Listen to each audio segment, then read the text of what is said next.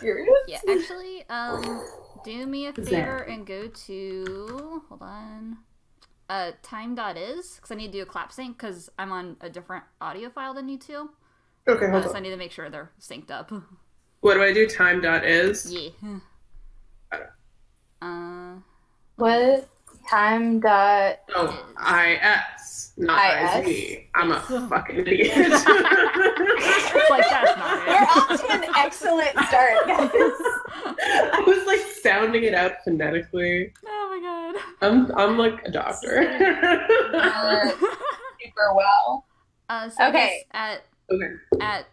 15 seconds, can you clap for me? Wait. Or Wait, 20 seconds wait. now. Sorry, I didn't click it. I just clicked. Okay. We're so good at this. Okay, at 30? At 30? No, At at 30. Yeah, let's do 20. 30. Let's do 30. Okay. I'm ready. At 30. Okay, 30.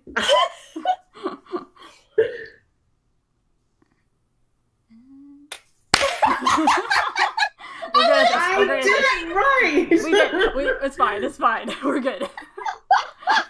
Oh my god. I just I need to went make to sure we're all 29 synced because I was like, there's no way I'm going to clap on beat. I was like, Unbelievable.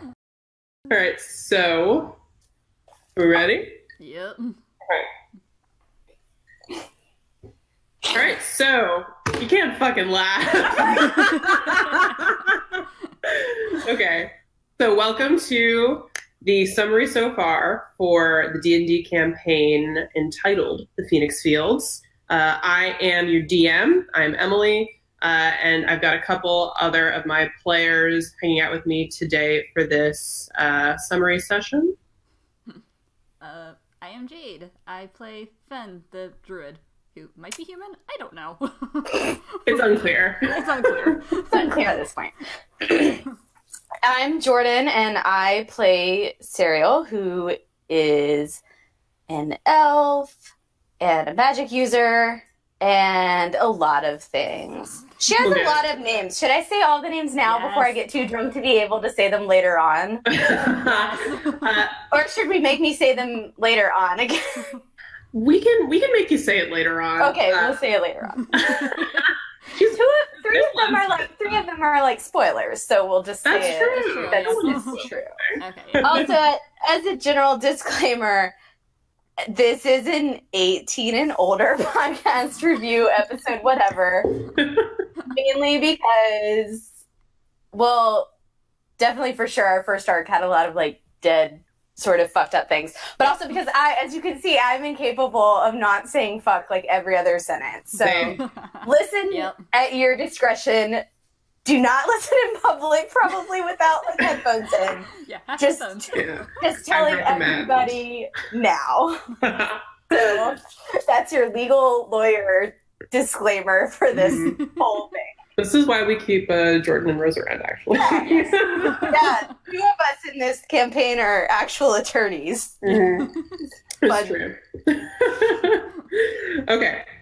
So I figured I would start us off by just sort of reading to you guys the little premise of how I started off the first session way back in January of 2017. So long ago. No, it's so long ago. We've come so far, you guys. Yeah. Halfway there. We're living on Oh, prayer. We are pretty much halfway through our campaign. Oh, yeah. Spoilers for everybody that's listening. Yeah, at the time at which we're recording this, everyone is level 11. Mhm. Yes. Yep. And so, yeah, technically more than halfway there because I've sort of planned this bad boy to go through level 20. Cue up the John Bon Jovi music that we cannot play for copyright purposes, and that we don't have enough money to Yes. actually insert it into here. That's true. Okay. Okay. So, none of this would have happened under Queen Portia. Quit your belly aching. Bitch is dead. Ain't nothing doing about that. Long live the king is what I say. Long live the damn king. The only things coming out of the royal city of Soraya these days are hushed whispers and curious tidings. On one side, it stands aloft, on a sharp cliffside that has a terrible drop of over 1,000 feet. On the other, there are miles of farmland that stretch out as far as the eye can see. The satellite town of Anka which is where our players found themselves. It's full of travelers and tradesmen. It's meant to be a merchant stopover between the Travelers' Road and Soraya itself. The town is near to overflowing, though, as if people who should have made their way on towards Soraya a few days prior, or even a few weeks ago, have been forced to rethink their plans. Our players found themselves at the Quick Cup, an inn about a day's ride from Soraya in the small town of Anka. The one thing you know from overhearing various talkings at the inn is that the gates at Soraya are closed. So that's how we began. And now I think we'll introduce our players. Should we make Emily describe them for fun? Of course. Yes. Well, it's fun when like other people do it rather than yourself. Oh, hell yeah. Oh, please. So we have our 5 adventurers.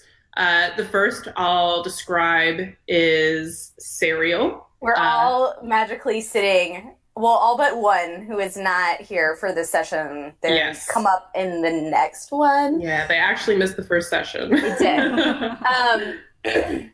But yeah, we're all magically, as per want, sitting at the same table, but we all don't know each other at all. That's true. It's super crowded in the inn. This is like the only place to sit, just by fate and happenstance. Exactly.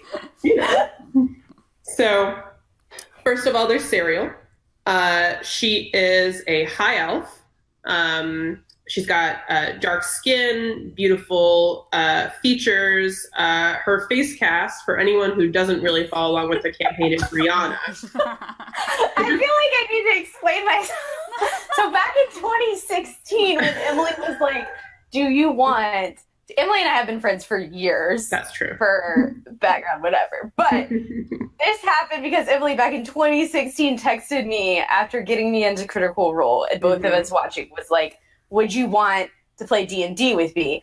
And me, I listened to Crit Role, I know that, but I like did not know anything else. I texted her back and I said, if you let me play Rihanna with red hair and wearing pink, then yes. And so that's what happened. That's exactly what happened. Jordan was the first person that I asked to be part of the campaign, and that was the staple, the requirement. And it worked out. Yes. I once got charged, listeners, 5 gold for shitty beer because I play Fantasy Rihanna. It's a small price to pay. It is. It's fine. So yeah, at the beginning of the campaign, no one really knows what class she is. All that you really know is that she is some kind of magic user in some capacity. She's what, 120? 136 years old. 136. That distinction will come into play later on. Oh, it will. And that's she's wearing a lot of pink, and she's on her own in a crowd of many. We'll say. Okay. So then there's Fen. Fen is a human. She has a staff that looks like it's been taken from the heart of some kind of dead forest. It's blackened, looks a little strange. She has short hair, a darker complexion, shorter. She's wearing, I would say, sort of druidic vestments. She's a druid. Shortest member? Yep. Yeah, Fen is our shortest member. Fen is like 5 feet.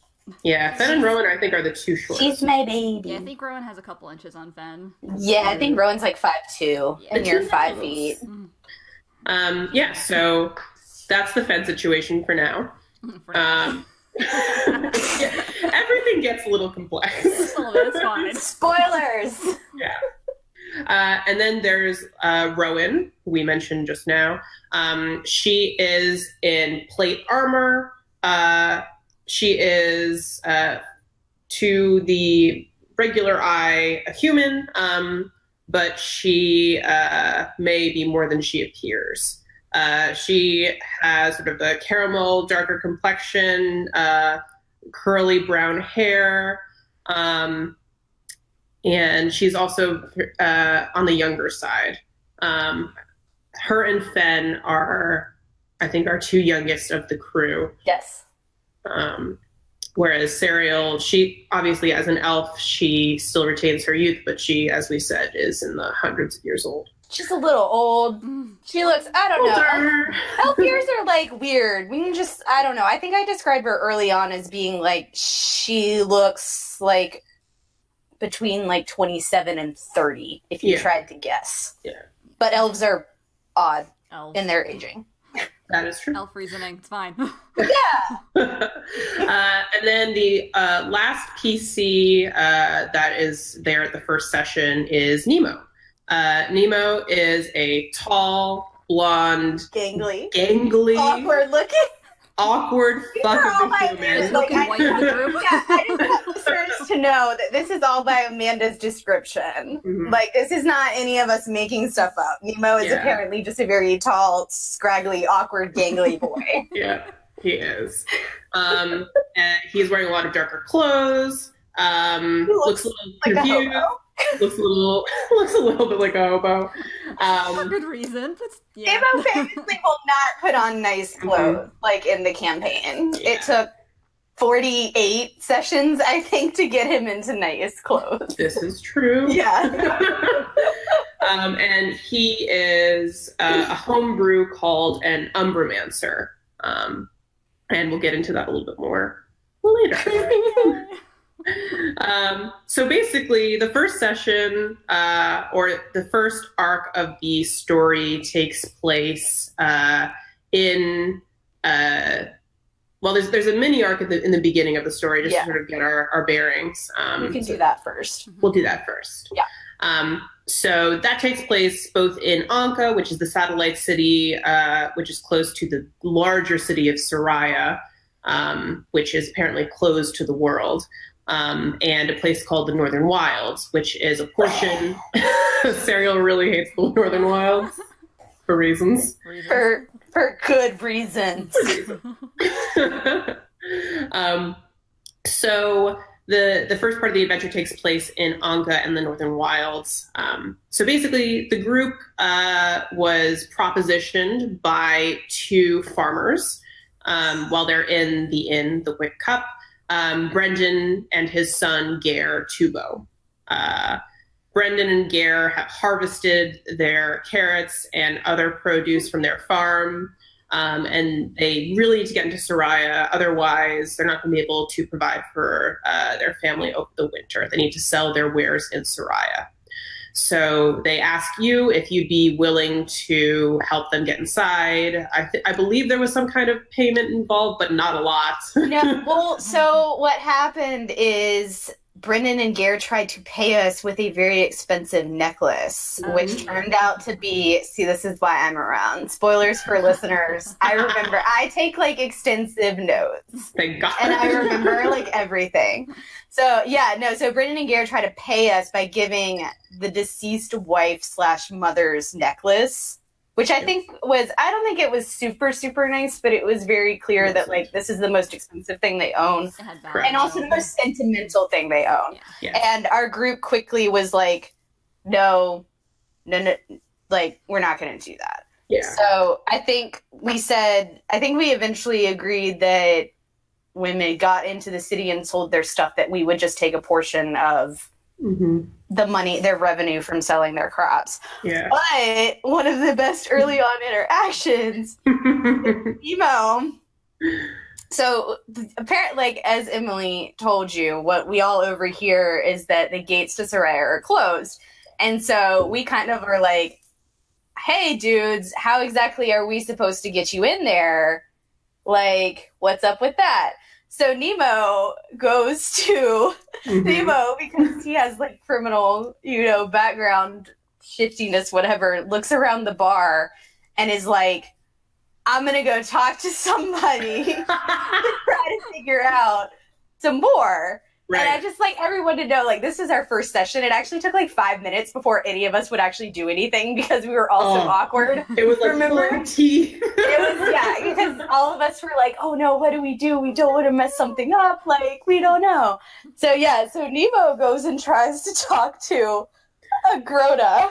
To preface this, Brendan has said that in Anka and outside of Anka, there is a presence of a thieves guild that is super shady. Don't want to get involved with them. They might know a way into the city because they're like black market chic or whatever. But he really is like, I just want to try to get in the old-fashioned way. And Nemo's like, no. I got this. So he goes up, he like looks around, he sees somebody, doesn't know who she is or anything, but he's like, she sort of looks like shady. So I'm gonna go try to like sidle up and like, like hush, like talk. And I think the first thing he said out of his mouth was to insult the Thieves Guild around. And Agrona took one look at him and was like, I'm part of that. And so people like walked away. Like he came immediately back to the table and was like, never mind. This is truly the beginning of Nemo's burgeoning sexuality, which is a dichotomy between all men, and women who could punch his face in. Yeah.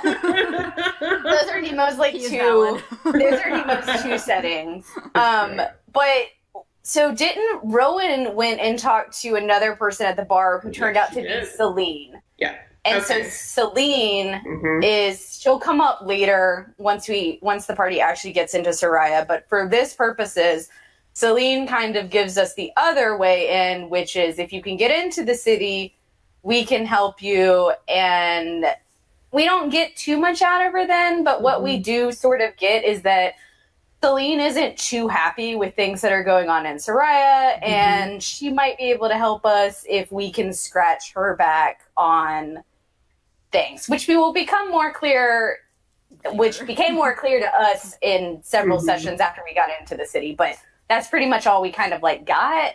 Yeah. At that point, it's not like Celine was like, let me spill all of my secrets to you sitting in this bar. So what happens is our group is like, we're just going to go up to the gates and see. To be fair, in the in-between, you guys rested in a bar in Anka. Well, this is actually a little bit important because it is. Number one, Serial did talk to a cow, and it was horrifying.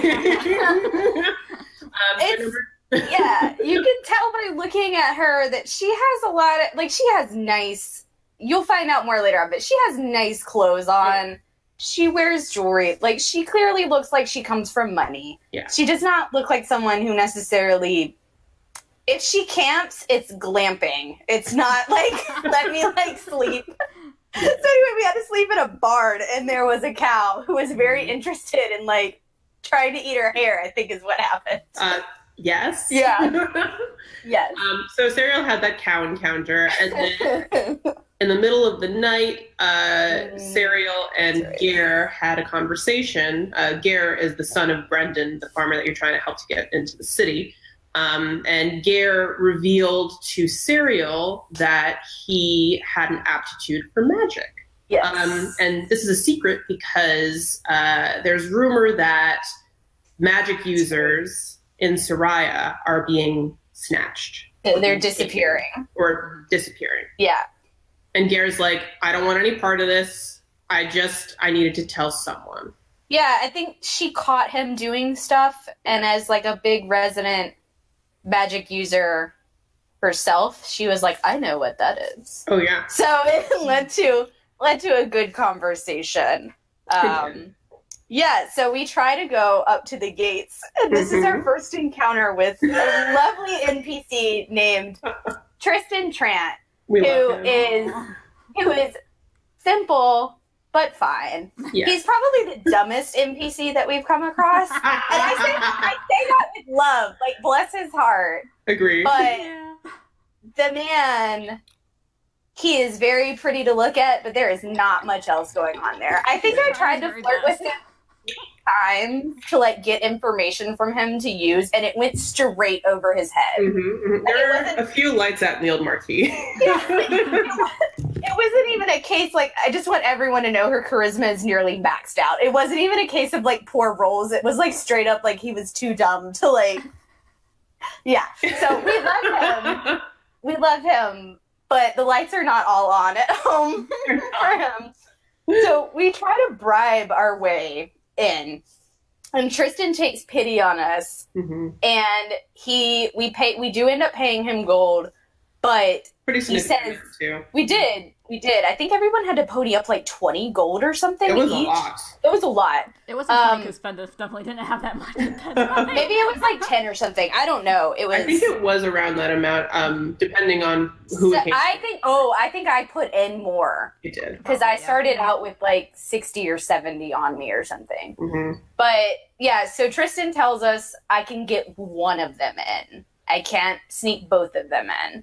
So that led to our first like long thing. And of course, Brendan said, I will go in. And so Gare was left with us. And Tristan also let us in a little bit more on that, like, more rumors of things are not all right in the city. Shit is Yeah. So Brendan agrees to go and I remember this distinctly, Cyril looking straight at him and being like, this is a mistake. Yeah. This is our first big, like, Bioware decision. It was, So, and then an old lady overheard us. Yep. There, at the gates of Soraya, there are, like, a bunch of people trying to get inside, and very few people succeeding because they need a lot of coin to get in to bribe the guards. So there are a bunch of people outside the gates, and one of them is this old lady who kind of gathers you over and says, there's another way to get inside. There are these old ruins outside the city that if you go under and in, you might be able to pass through and get inside. Yeah. And she gave us health potions. That's true. She was very nice. She was a very nice old lady. Yeah.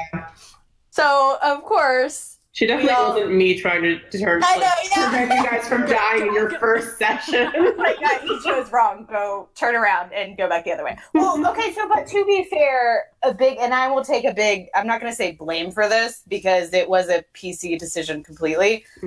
Serial does not like the Northern Wilds for reasons that will become apparent later. So she was when we had the split decision of, do we want to just go straight to there and try to find this like thieves, like people maybe around there, or do we want to try the front gates and to bribe our way? She was very don't want to go into those woods. Fuck them. Let's try the other way. And so as a group, everyone, I don't know, we all just ended up being like, we can probably bribe our way through. So obviously we only bribed one through. With the cart. The cart was gone. Yep. So with Gare in our possession, we all turn around and start going to the Northern Wilds. And so the Northern Wilds so there's the Northern Wilds and there's the Southern Wilds. The Southern Wilds are where Cyril is from, and the Northern Wilds are above them, and they are... I'm trying to think, like, if you think of, like, what kind of woods would you... I don't know, if you've seen Sleeping Beauty when the woods get all, like, gnarly and twisted up and stuff like that, it's like that. So your movement is pretty hard. There's, like, a lot of beasties and other things in it, to which Serial was like, I told you we shouldn't have gone in here when we made it, like, 20 feet in. So... Of course, because this is D&D and we're a low-level party, we lasted about an hour into walking in there, and then we got set upon by some lovely... I think it was one basilisk, right? It was one basilisk at first, and then there was another one approaching towards the end of the battle. So we get into a basilisk fight, which through a very good roll by, I think it was Fen. It was me, Fen with her nature was able to be like, I know what this is, don't look it in the eyes. So the party, and I say party intentionally, which you'll see in a minute, was like, we got this, we're good. So we're all fighting this basilisk with like turned like gazes, like not looking. We're doing great. Like we're doing okay. and we end up killing it. And then we all turn around, and we forgot to tell Gare, our son, not to look it in the eyes. And so Gare got turned to stone. So Gare was sad. Yeah, Gare was in our like charge for all of like 3 hours, and we immediately like let him get turned to stone. This is true. But it ended up being fine because that session ended with us getting surrounded by a group of people that turned out to be at the time, the Thieves Guild that live in the Northern Wilds. So that was fun, and it leads into this whole like arc, which ends up being us getting captured by the Thieves Guild. We had a lovely joke because Finn was in her direwolf form. And Raphael, who is the son of the leader of the Thieves Guild, was like, what the hell is this? Because a direwolf is like 10 feet tall. And Serial tried to be like, it's my pet. And then this is the best joke ever. So like Finn didn't change back. And then we got like an hour and it wore off. And then all of a sudden Finn the human is there. And it was like, what can I say? I'm sorry. Raphael was like, yeah. But basically the deal was, because none of us knew how to change Gare back from stone, was that we had to go, one, we were surrounded by like 20-some people, so it was not going to be a fight that we could get out of. And then two, the only way that we knew to get Gare to change back was Raphael saying, come with me, I actually know how to deal with this. Yeah. Oh, and Pilar was there. That's true. So you guys were basically the battlefield of the basilisk fight was you guys walked into this clearing. There were a bunch of statues all around, but they were actually people who had been turned to stone. There were goblins, and there was this one woman who was kind of hiding against a tree trunk. It turns out that woman is actually someone named Pilar, who's actually very important to the Thieves Guild. Raphael, he accidentally came across you guys, but he wasn't in particularly looking for you. Yeah. He was looking for this woman named Pilar, and it turns out that he turned her back to he gave her a stone to flesh potion, and basically immediately captured her and was like, you're going to tell me exactly where Dania is right now. And Pilar's like, fuck off. Yeah. But we didn't know who this person was. So we like had walked into this like very clearly a conflict that was not our damage or of any interest to us other than the fact that we watched him change someone into stone back, and we're like, this kid is like kind of in our like we're supposed to be taking care of him. It's true. I think that Thieves Guild members literally carried statue Gare back because they didn't want to change him back unless you guys had like for them. So you guys spent the night in the brig, and that's where you met the last PC of the campaign, aka Julian. Yes. Julian Silver, his face is Oscar Isaac, so everyone, you're welcome. And he's a rogue, and I think probably my favorite entrance. The most iconic entrance of all time. Finn, what's great about this, Finn asks, I'm pretty sure it was Finn asks him why you're in jail, why he was like in this, to which he was like, I'm just hanging out.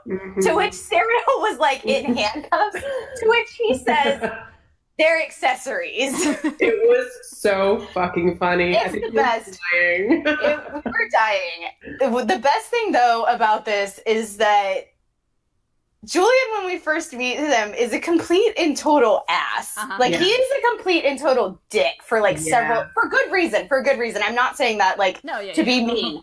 For good reason, he has his reasons, but he is completely like, I am not here to hang out with you guys. I don't like any of you. He hates Gare. He hates Gare for like 30 sessions. Won't call Gare by the right name. But what's great is like it starts out when we meet him like Finn and Serial like don't like him. They don't get along with him at all to begin with, and now 50 sessions later, they're probably, they are the two that are closest to him. So it's like a really fun thing. But I always think about how literally Julian like pushed Finn into a trap at the beginning. Yeah, that's true. And he said like a bunch of like foot in mouth, like mean shit to Serial. This like kicks off a great thing of like 7 sessions of him saying one thing, her interpreting it the other way, her saying something, him interpreting it the other way. It's a lot of miscommunication. It is. It's a lot of really bad miscommunication in the most fun way. Like, I say that completely. It was so much fun. Rose is an absolute delight to play with. I love our group so much. Yes. All right, so that night in the jail, Raphael approaches Pilar, who is also in jail. She got thrown in jail with us. And Raphael is basically like, you need to tell me where my sister is. And so it is revealed after Raphael leaves, Pilar kind of turns to you guys and is like, listen, this is the situation. So it turns out that the Thieves Guild is run by a family called the Kasabians. Harami Kasabian is the head of the Thieves Guild, and he likes to refer to himself as the Thief King. He also likes his children to be referred to as royalty. He's sort of trying to make a name for themselves amongst various sort of sects of the Zentarim, which is sort of classically a thieves guild that has been incorporated in a lot of different D&D adventures. So Raphael is sort of colloquially known as the Thief Prince, and Dania, his sister, she would be known as the Thief Princess, but she doesn't really like to go by that. She did run away. She ran away. She ran away, and Pilar helped her run away. And in the process of running away, Pilar was turned to stone, and Dania somehow escaped. Yeah. Pilar, I think she told you that she was running away towards a city of some kind. Belmar. Yeah. So she really didn't know where Dania was going, and ultimately, this is a lie that Dania told Pilar. Everyone else. So what's great is most of the party is all humans that we know of. And since I'm an elf, frequently at these lower level sessions, what would happen is because elves only need to meditate for 4 hours for a long rest, I would pull most of like the, lookout, whatever type deal. And so Raphael comes back and is like, look, I don't necessarily need my sister back, but I need word of where she is. I need to know she's okay. So if you can do that for me, then I believe the deal was that he would give us, like, basically his name. So we would have a connection to be able to use wherever else we went to, which was highly, spoilers, but Cyril is a politician's daughter. She is constantly playing chess while everyone else is playing checkers. Yeah. So any connection that she can make or whatever, she's going to be interested in filing it away into her Rolodex. So, and it seemed like an okay, whatever, but smash cut to next morning when we woke up and Harami was like, well, if you don't want to die, you're going to have to go get this thing for me. Yeah. Which turned out to be, he told us it was a set of armor. All right, hold. Yeah. So basically, Harami took all of y'all into the king's tent and was like, "Hey, I'm sick," and he looked pretty sick. He did look pretty bad. Yeah, he did. And he was like, "I'm sick. I really need this armor of healing, and you can find it deep in the ruins of Helbor." Which is this ancient dwarven city beneath the Northern Wilds. And he's like, if you can get me that armor, then I will get you into Soraya. That was and he would release us. Like, that was literally and he would release you, and he would turn Gear back to regular human. It was like a good deal. We had to bargain and be like, and Gear back. And then Julian got thrown into it, and it was like, you can take him with you. And then, Julian is in forest prison. Yeah.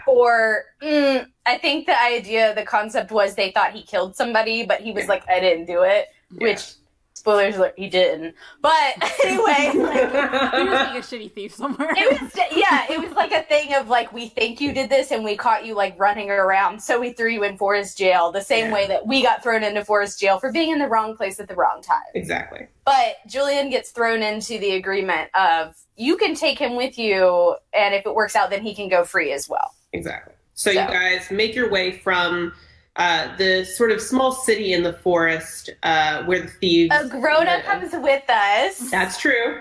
And this kicks off a really long thing of how, for whatever reason, any NPC we take with us other than Rain, who you will find out about them a while from now. But most NPCs we take with us, the dice gods don't like for them to roll well to help us. Not at all. I'm sorry. They try really.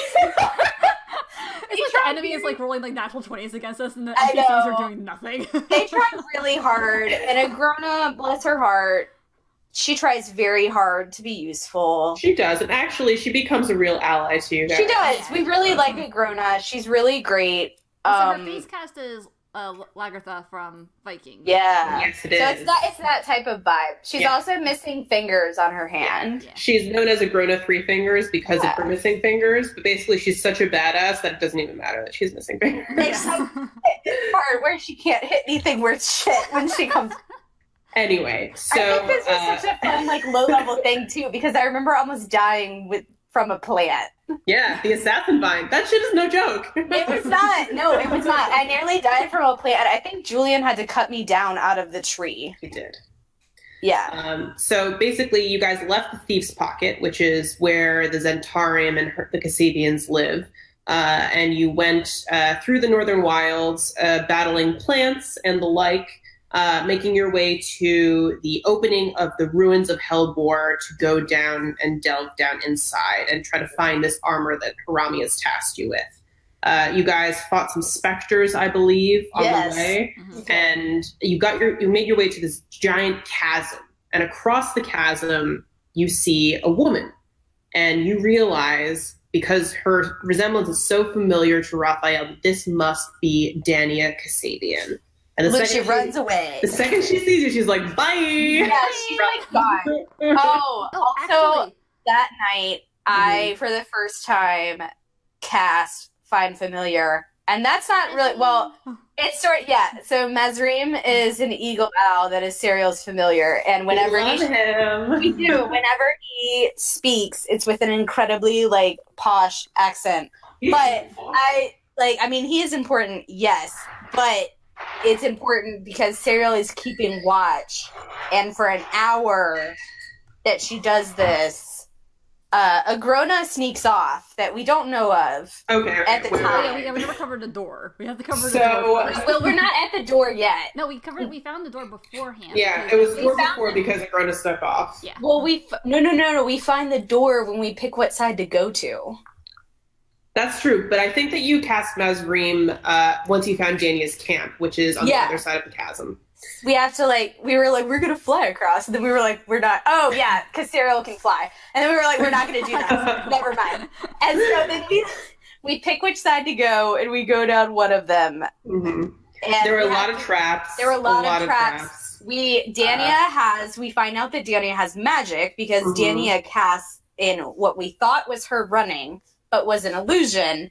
And of course, so Rowan takes off after her, Serial follows, everyone starts to follow. We end up in this long hall that has a dead end, but it's just a bunch of arrow traps. Yep. With different tiles on the bottom. It was a cool trap. It was fun to figure out. But this is the infamous moment when Julian throws Finn onto a tile so that she gets... Did you get hit by an arrow? Yeah, I think so. Yeah, so that she's the one that gets hit. And we had to they were colored tiles. We had to figure out which ones to depress and things like that to figure it out. So that was fun. But it ended up being obviously Dania was not there. It was an illusion that she had done. She's actually, Dania is based on my first ever PC who was a trickster cleric. And she is also a trickster cleric. Yeah. Very much like Jester in Critical Role. And she has invoked duplicity, where you can cast within a certain number, I think it's 90, a secondary self and have them do whatever the fuck they want, which is great. Also, I remembered, so the whole reason Fen had left her home was because she had some weird dreams. I remember actually the night that we slept in Hellbore, she had another dream and she saw Dania, I believe, and Carver. Oh, you saw the marriage thing. Yeah. Let me see if I can pull up my notes for that. I think she actually saw Dania, Portia, and Esther. Yeah. So what she saw was basically, it was the throne room in Soraya, and Carver was sitting on the throne. who you guys come to know that Carver is the current king in Soraya, who took over after Queen Portia died unexpectedly. And Fen had this dream where she saw Carver, and at his feet was a body. And at first the body was the throat-slitted Dania, dead on the floor. Then she saw Portia, who was the old queen who is now dead, again on the floor, dead. And then she saw a third person, someone that she had never seen before, but who looked a lot like Portia. And through an insight check, I believe, Fen figured out that this person was somehow related to Portia. I think that was the check, as far as I can remember. Maybe. I don't have notes on that because I try not to take notes on things that Serial is not privy to. Yeah. Spoiler alert, that person ends up being Esther, who is pretty critical to the campaign. So basically on the way to Dania's camp, which is where the PCs make camp for the night after their sort of Trapapalooza, on the way they pass by this strange door, which sort of has what I like to call the Rosetta Stone emblazoned into it in 3 different languages. It basically says, don't fucking open this door. We trapped something really bad behind it. It's bad. Don't open it. However, there is some kind of magic on the door that causes you to roll a charisma save, I believe, to see if you're able to resist the siren pull. We were successful, except for Agrona, who I had to. So we didn't know it this time. No, this is just the first time we came across it. So she tries to walk back towards it, and I had to intimidate her to leave the door, which I was successful at then. So we continued on, and we got into that big Drider fight. That's true. So at the end of during the middle of the night, Agrona. Oh, we don't get to that. Oh, it's not the creepy part yet. It's not the creepy part yet. Sorry. Spoiler alert, guys. The door gets worse. Yeah, there are a lot of creepy parts of this campaign that I didn't really intend on, but it's good. The first two sessions are pretty creepy. In a fun way, but they're definitely like more your... I wouldn't say cursives. They're more like your blood and that type of like creepy. So the party makes their way deep into Hellbore, and they finally find not only Dania, but also a Drider nest. And they fought a bunch of Drider, which are these sort of like spider-like feminine creatures. And during that fight, Serial, for the first time, reveals her fury powers. And I would like to say that the first time she does it is because she watches Julian get beat the fuck up in front of her. Not because like it was him. It was just like that was like a fight or flight type instinct of, oh crap, like we might die type deal. Yeah, but take it away. But I always just think it's funny that it's Julian. That was the one. But yeah, so basically before this, Serial had only really ever used magic in a controlled way. And for the first time, Serial revealed that she is indeed this homebrew class called a Fury. It's a lot like in the Xanathar's Guide, which came out like a year into us playing our campaign. There's a barbarian subclass that's, I believe, like a Storm Herald. And the Fury is a lot like that. Basically, she gets sort of Fury bonus points. And at the end of her Fury, she becomes tired. She's tired. Yeah, a lot of her, she is built, especially early on. I was picking a lot of spells that were lightning, thunder, whatever damage. So her repertoire is a lot of lightning, Thor aesthetic. Exactly. It's very much like the Thor Ragnarok. It's like that. It's pretty to somebody who doesn't know, it's pretty fucking scary looking. It's not very. And actually, at the end of that fight, in like the most emotional moment. Okay, so all the Driders are down. Everyone's sort of catching their breath. Serial has come down from her fury. She's exhausted, and Julian takes a step in between Serial and Rowan because he's afraid that Serial might hurt Rowan. And he actually says later on is the best because Finn tells her that she thinks it's super cool. Mhm. I remember that because Yeah. Finn asks her, like, what are you? To which Serial says, I have no idea. Yeah. And Finn says, you're super cool. She said, I think it's super cool. Like, Yeah. I think it's neat. And behind her, over her ear, she hears Julian telling Rowan that you should be careful because you don't know, like, your friends can really hurt you. Which, in the confines of Julian's backstory, is 100% like makes sense. About him. Yeah. But to Serial, it was extremely like gutting because she is very afraid of what this is and what it does, and it, like Exactly. it's okay. He inserts his foot in his mouth later on. Literally, the entire campaign, at least like the first half, is just like a lot of foot and mouth moments. Yeah. Some really great, like, it's okay because we stick a tiara on him later and shame him and all. It is like one of the most iconic moments of that early part of the campaign. Yeah, it really is. All right, so you guys, you raid the Drider Hoard, and you find a bunch of money and various other sundry items. I find my awesome gauntlets that I've never taken off. The black dragon scale gauntlets that can tell you if there's black dragon within 30 miles. Useful. Yeah, they are. But you also find the armor that Harami sent you for, and Dania is also there, and she actually helped you in the fight. Although she was a little confused about like whether you were a friend or foe, whether you had been sent to just like bring her home. And so you had a conversation with her, and basically she was like, I need this armor so that I can trade it for my freedom from my father. And she kind of gives you the lowdown of what the situation is for real. She says to the party that her father basically envisions the Kasabians as a royal lineage now. And he is determined to marry them up to royal families like King Carver, who's in Soraya, and he's looking for a wife, apparently. And Dania's like, I don't want to marry Carver. Number one, there's weird shit going around. And I don't trust that city. I don't trust him. Yeah, the queen just died. And because of Fenn's dream, she saw. Yeah, Finn was like, no. Yeah. Finn was like, no, absolutely not. So Dania's like, please, we'll go together and I'll hand over my armor and maybe I'll get my freedom in return. So you guys make camp again at the end of the fight. And Dania she explains a bit more about her situation, about sort of what's going on in Soraya, as much as she knows because she hasn't really been there.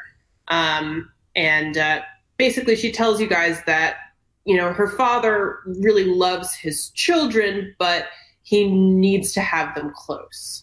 He has this desire to keep them close because they are part of his power. Yeah, it was kind of creepy. It was super creepy. And she's basically like, if he's stronger, he'll be able to let us go and he won't need us to be his crutches anymore. Yeah. Oh, shit, I forgot. Mm-hmm. Raphael's deal was actually don't bring her back. Yeah, it was.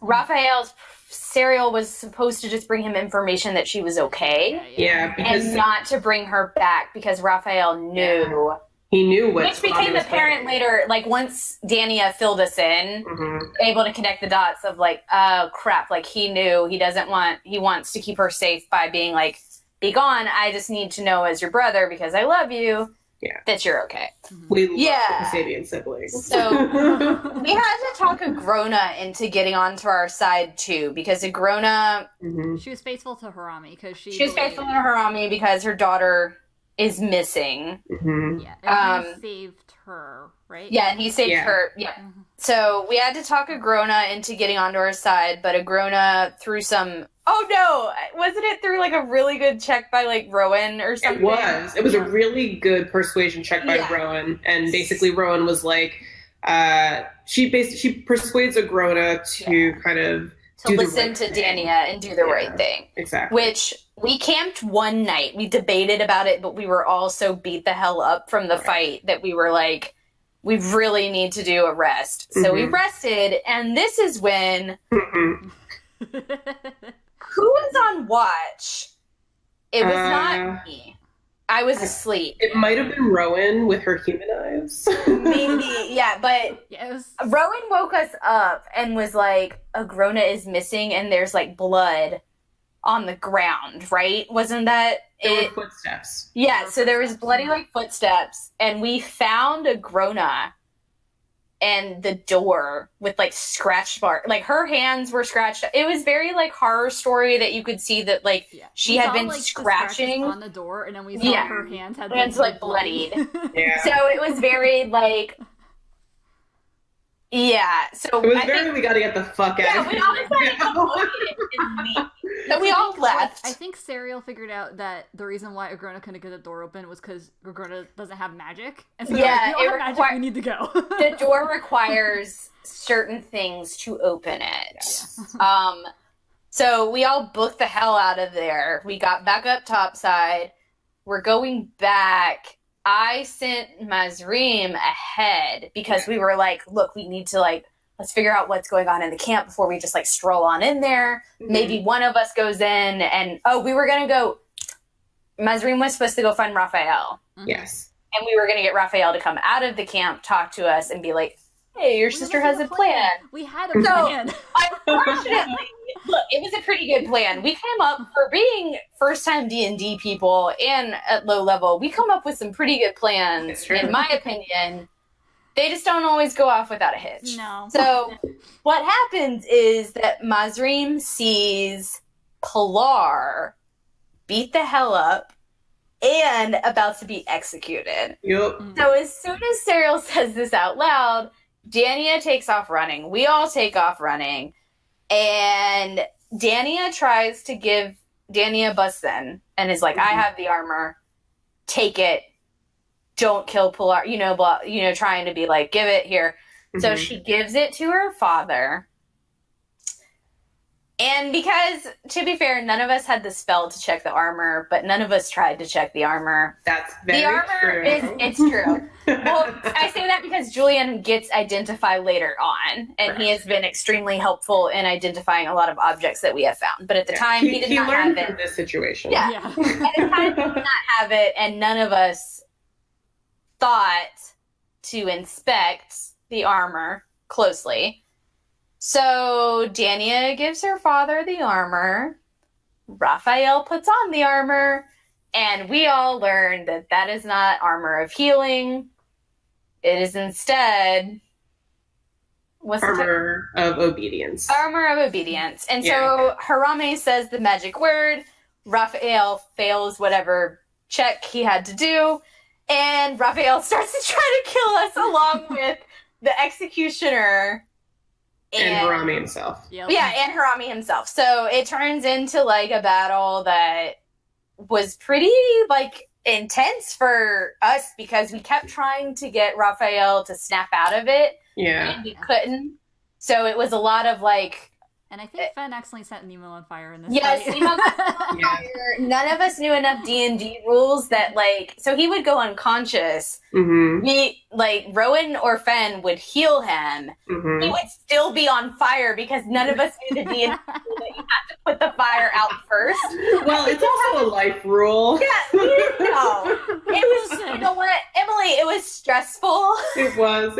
So it was your first big boss fight. It was our first big boss fight. And no one died. Nemo got put out. Dania got the killing blow on Harame. Dania got the killing blow on Harame. We were able to snap Raphael out of it. Mm-hmm. We removed the curse on him. Harame had this dope sword that Serial went to pick it up because she did, and this is where I got wise, because I did an Arcana check on it, and the vibe was like not good. So she was like, I don't want anyone, it was like an evil vibe. She was like, I don't want anyone else touching it, like picking it up. So she picked it up herself just to be like, I don't want anybody to touch it. And this is when Julian inserted his foot in his mouth again, because he tried to be like, don't take it because I don't want anyone, like, no one's going to listen to us. I don't want anyone else, like, hurting any of us. Mm-hmm. But what came out instead was that basically, I'm pretty sure he said something along the lines of, like, no one wants to be near you. So to her, that was like the worst. Yeah. It was bad. It was bad. It was really, like, to her, that was really, really, like, that cut pretty deep. Because she had just spent 2 fights. Yeah, she'd spent 2 fights, fury raged up, trying to keep people safe. And she knows that it's pretty terrifying and everything. So it was like, oh, cool, thanks. Like, you just confirmed the fact that, yeah, like, I think of myself as a monster, but thanks for, like, confirming it to my face. Exactly. So she immediately drops it, and I think she, like, stormed off and, like, went to sleep. Yeah, she went to sleep. Rachel went to drink. Yeah. Ben, Julian, and one of our lovely guest PCs, Mathilde, as played by Kendra, they sort of drank together in one of the pubs in the Thieves' Pocket itself, and Rowan chased after Raphael, who, in an emotional state, kind of ran off from the battlefield to his treehouse. Yeah. And so it was a very cute scene, and sort of the beginning of a deeper relationship between Rowan and Raphael, where Raphael kind of admitted to Rowan that he was scared that he wasn't going to be able to lead the guild in a good way. He didn't really want to be a thieves guild anymore. He didn't want to perpetuate his father's evilness. And Rowan sort of also broke down to him. And she cast necrotic magic for the first time. Yeah. And Rowan is a life domain cleric. So it was pretty bad. Mm-hmm. And she is devoted to Paylor, and Paylor kind of punished her for this necrotic magic. And she used inflict. She used inflict wounds in the battle against Harami. She had never used that kind of magic before, and freaked her out. Pelor basically cut her off almost from her magic at the time. It felt like she was very far away from her deity, and so she admitted to Raphael at the time that she was scared that she was going to lose her connection with Pelor. And so they had a very emotionally connecting conversation in the treehouse. It was cute. It was super cute. Meanwhile, back in the pub, the 3 of y'all went fucking drinking. I forgot that. Julian and Ben got pretty drunk, and they interacted with a purple-skinned tiefling blood hunter named Mathilde, who was also looking for a way to get into the city. Didn't she have something? She had really gross, like, in the bag. Yeah, she had a troll head in her bag. She's a bounty hunter. Yeah. It was totally normal. It was just gross. It was super gross. Yeah. Like, it was like several days old. Yeah. Type gross. Exactly. So basically, the group of you with the blessing. Flower. Yeah, it was super That's Ben's, like, calling card to girls and people she likes is to give them flowers. Very true. For better or for worse. It's cute. So the group of you met up with the Kasabians. Oh, and also at the end of the battle, it is revealed that Pilar and Dania aren't just Princess and Handmaiden. They're actually in love. Yeah. It's super gay. It's super gay, and it was super cute. But we were all like, oh, yeah, this is the other reason you're, like, not into marrying Carver. Exactly. Like, we get it now. Yes, we get it. So Raphael, in front of the rest of the Thieves Guild, announces that the guild is not going to be the Thieves Guild anymore. It's going to instead become a Bounty Hunters Guild. And some people leave. Some people stay. Overall, people seem to be drawn to the name Kasabian, regardless of who's really running things. Yeah. Raphael then turns to all of y'all, and he gives you permission to use the secret tunnel that connects the ruins of Hellbore to the underground portion of Soraya, and will eventually lead you into the city itself. There was a little kind of puzzle in there where it was basically like, depending on who is the leader of the Thieves Guild, you need to put certain things in order. I believe it was like family, money, and power. Yeah, and we all fucking failed at it the first 2 times. And then finally, by process of elimination, we're like, oh, wait. Yeah. We, like, super thought we had that puzzle figured out. We did not. Nope. Exactly. Oh. It took them a little bit, but The magic tattoos. Oh, right. So one of the reasons why the PCs couldn't get through this tunnel in the first place is that it's been magically enchanted by the Thieves Guild, so that only people with these magical tattoos that are given by one of the tattooists in the Thieves Guild, now the Bounty Hunters Guild, are able to pass through the sort of the force field that bars off the tunnel. This makes sure that only the Black Market Thieves Guild people are able to go through. They had a big blowout fight with Julian in the morning. Yes. He tried to apologize. It didn't go over very well because she was still extremely angry. Spoiler alert, the Fury thrives on being angry. Yeah. So a lot of the time. It does. It does. It's also a sentient own magical thing, which you'll find out later about. Because they like to make appearances. But I only bring up that fight because as soon as we get through the magic tunnel and we get into Soraya, Julian is like, fuck it. And he essentially says, I can't do this again or anymore. And he leaves. Yeah, he left. Mm-hmm. He tried to get away from us. He leaves the party. He leaves. Nemo follows him and Serial sends Mesreem to follow him because the rest of us were like, we were concerned about Rowan's issues with Paylor, and we find out that there's a temple to Paylor in Soraya. And so we are like, we're going to go take you to do the god stuff that you need to do. Yep. So... And Julian's like, nah, fuck that. He literally, as soon as we got out of the tunnel, said, I can't do this again, and, like, left. Like, it wasn't even a thing of... Exactly. Yeah, it wasn't even a thing of, like, oh, I'm not going with you to do that. It was like, I'm gone. So he tries to leave. So the party splits. The larger group, Serial, Rowan, and Fen, they head off towards Grace. Oh, Matilda gets arrested. Oh, Matilda accidentally gets arrested. It comes up later. She gets arrested later because she does. She is with their with us. She tries to. In armor. Yeah, she goes with us for a little bit, but then she goes to do her business with the troll head and gets arrested. Yeah, she looks magical, so she's a little bit snatched. Yeah, Soraya's not great about tieflings, so yeah. That is very true. Soraya is not great about tieflings. Soraya is very racist against tieflings. Yeah. Not in, like, the openly, like, you're a demon, but in the more, maybe more insidious of, you're super exotic and cool type way. Because we run into another tiefling NPC later on that basically reveals this, and it was really creepy. Yeah. So the party goes to Grace Court. There are 3 temples in Grace Court. There is the temple to Paylor, the temple to Ioun, and the temple to the Raven Queen.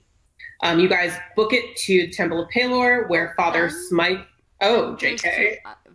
Fen ends up going to Ioun's temple because she doesn't want to go in. Oh, yeah. Serial won't go into either because she believes that gods hate her. Yeah. She thinks she's been cursed by gods. So she stands outside. Yeah, she does. Fen All right, saw a small child at Ioun's temple, and yes. he was like, hey, come on in. And she was like, yeah, sure. Yeah, this is not the end of Fen's like, this is like, for everyone listening, Fen is true neutral.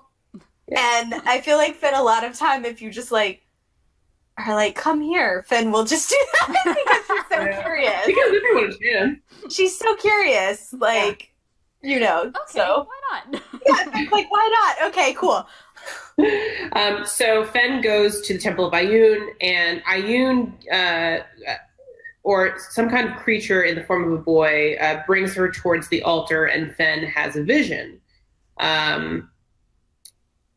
Was it a vision or a just talking? Oh, a prophetic thing. I think that's the first time you ever hear the name Thuristan, though. Yeah, it is. She had no clue. Yeah. So basically, one of the reasons why Fen left her home in the first place was she had this terrible dream, and Ioun, through some kind of vessel, was basically like, "Yo, Thuristan is messing with your head in some capacity. You got to watch out for that guy." Well, I don't think she was that clear at first because she was. She wasn't. Like, she super wasn't. It was really like Fen after she found out, she was like, "This is really annoying. Why didn't you just tell me?" Exactly. But, like, initially, it was like if like she talked about the dream, and then Ayun or who they were speaking through was like, "Well, this is that dream was prophetic. So congratulations." Yeah. That is a sign of Thuristan, and if Thuristan is breaking free, then that's bad news. And that was basically all they told her. Exactly. So yeah, then Rowan went to the Temple of Pelor and met with Father Smythe, who's the head of the Temple of Pelor in Soraya. Father Smythe is a bit of a stuck-up asshole, and he kind of tells Rowan, "Are you sure you know who you're traveling with?" And obviously the answer is no. Oh yeah, we all got she met everyone like a week ago. Yeah. But you have to understand that Rowan is like, I always make this distinction between Rowan and Serial, that Rowan is nice and Serial is kind, because they're two different things. Rowan is like, and Rowan, it's literally on her character. She, like, if she spends 30 minutes with you, she's like bonded to you, like wants to, you know, like super wants to be your friend and help you out. So like Rowan immediately upon like meeting us in that bar was like, cool, I love everyone here. You're all now mine. Like, so yeah, I think it was a case of Father Smythe was like, do you know who you're running around with? And Rowan was like, but they're great. So exactly. Yeah. So on the other side of town was Julian and Nemo and Mesrine, Sarah's familiar. So basically they went to this pub or inn called the Silver Jackal. Julian went in first, Nemo snuck in after, and Julian met this man named Haroon, and basically through a variety of checks, and I believe there was some kind of raid. There was a raid, yes. There was a raid, and basically they all went through like a trap door, and then Julian realized Nemo was there. He's like, "Oh God, you're here!" Yes, that's what happened. Yeah, there was a raid, and they all. There's a raid, and because those of us up, like in the Temple District, noticed the stone golems walking around. Right, there are these giant iron golems, and we're like clearly, yeah. So it's clearly putting those two together, the two separate like groups. We're like, there's some extremely fucked up shit going on. I think this was because this was early on. Serial's never left Alan or her home. She was like, "Are all you humans like this? Like, is this like a city thing that you guys do?" And everyone was like, "No, it's not." There was a lot of early on. I got to do a lot of like, "Is it because you're human?" jokes. That was very fun. That was really fun. I think like after there was at least like one time a session I was being like, "Is this a human thing?" Friend, I have no clue. Yeah, just because it was like super fun to do. But yeah, so the bar that Julian and Nemo end up in gets raided. They all hide. Oh, it's because there's a curfew in Soraya. Oh, right. And you're not allowed to be out after the curfew. So they all hide under, like, they go through a trap door. Julian's like, okay, I guess, like, I'm going to go along with this. And they didn't really, he and Nemo really didn't have, like, much of a choice. It was like, stay up and get arrested or go down the trap door. Also, Julian and Harry were heavily flirting. They were, a lot of flirts. Haroon. Oh my God. Haroon. Yeah. Please. Say that Ronnie's dead. Yeah. So they go down. We are going like tracking, and we almost get busted in the raid. Remember? Well, we almost get caught by the stone golems, like in the raid that are arresting people like outside, and we run in to an empty bar, and then figure out based on like, oh, Mesrine is like they went down, like, so we figured out that they're in the trapdoor. And this is how we find out that this bar is a front for Celine, who we met back in the very first session, and her merry band of revolutionaries. Yep, the Hand of Liberty. Yes. And basically, so Celine Shao is her full name, and she is the head of this rebel group called the Hand of Liberty that has, ever since Carver took over, been determined to overthrow the king because of all the bad shit happening in the city. Her right-hand man is Orion Fletcher. Another tiefling. However, He has no horns. He has no horns, and eventually, upon further investigation, you guys found out that he had sawed off his own horns in order to fit in. It was sad. It was really fucking sad. Yeah. But he's also extremely good at using himself to his advantage. Yeah, this is when we creepily found out that he had a connection with some of the nobility up in the noble circles of Soraya, and it was because they find tieflings fascinating. Super So exotic. yeah, it was very gross, like, oh, like you think they're like exotic and cool. But Orion, while he found it very distasteful, used it to his advantage to find out information. What the hell is going on? Exactly. So yeah, we spend some time going back and forth with Celine on being like, what do you want from us? Yeah, like what is going on in the city? Like what is, because it became very clear that it was going to be difficult for us to leave. Yeah. Like we couldn't find, we had no idea where to find Brendan. Yeah. And so it ended up, I think it was Orion that overheard that some man, an older man, talking about magic users and helped escort him to the city. Got arrested. So Brendan was out gossiping about us. He was bragging. He thought you guys were great. I know. So Brendan got thrown in jail. Yeah. In prison. And that's what led Celine was like, well, I've got people, some of my people are in prison. There's a lot of people in there. Turns out Haroon has somebody that he knows that he needs back. His partner.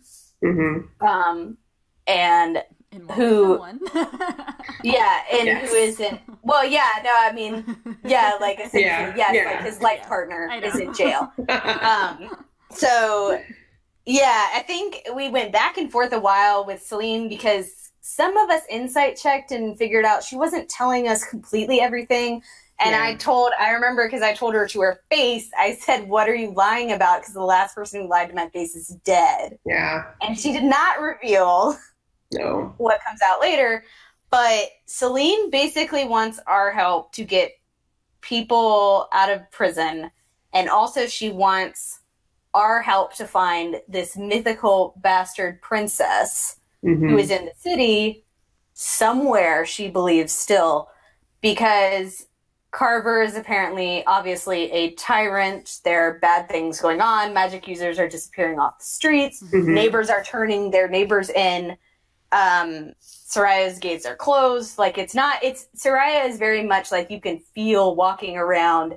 It's not a good situation. Yeah. There's bad things going on. People are very scared. Yeah, so Celine is like, if I can just find this girl, then we can put her on the throne. That's basically the Hand of Liberty's like whole plan. And we're just like, okay, I guess. Like it became a very situation where I think we at this point were just like, look, we're trying to return Gare to his father. Yeah. So we're going to go to prison and check that out. Exactly. And Gare goes with you. Gare does go with us.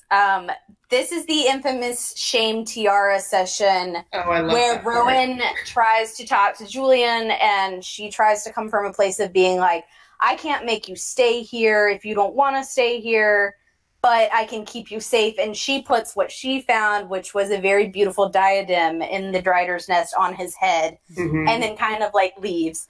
And so Julian is left like shame-faced, like in the hallway. With a tiara. With a tiara of shame on his head, dressed down by this little girl. Oh my god. Because Rowan's like 19. Yeah, she's a baby. She is the absolute youngest out of the group. Because I think Fenn has like a year or so on her. I think they're about the same age. Yeah. Well, for now, you are the same age. Listen, I honestly don't know who is more naive amongst the two of them. That's true. Pretty they're naive in different ways. Yes. Which we find out, you'll find out later why. But long story short, we agree to go to the prison. Ravenwing prison. Ravenwing prison. We said we were going to go scout it out. Yeah.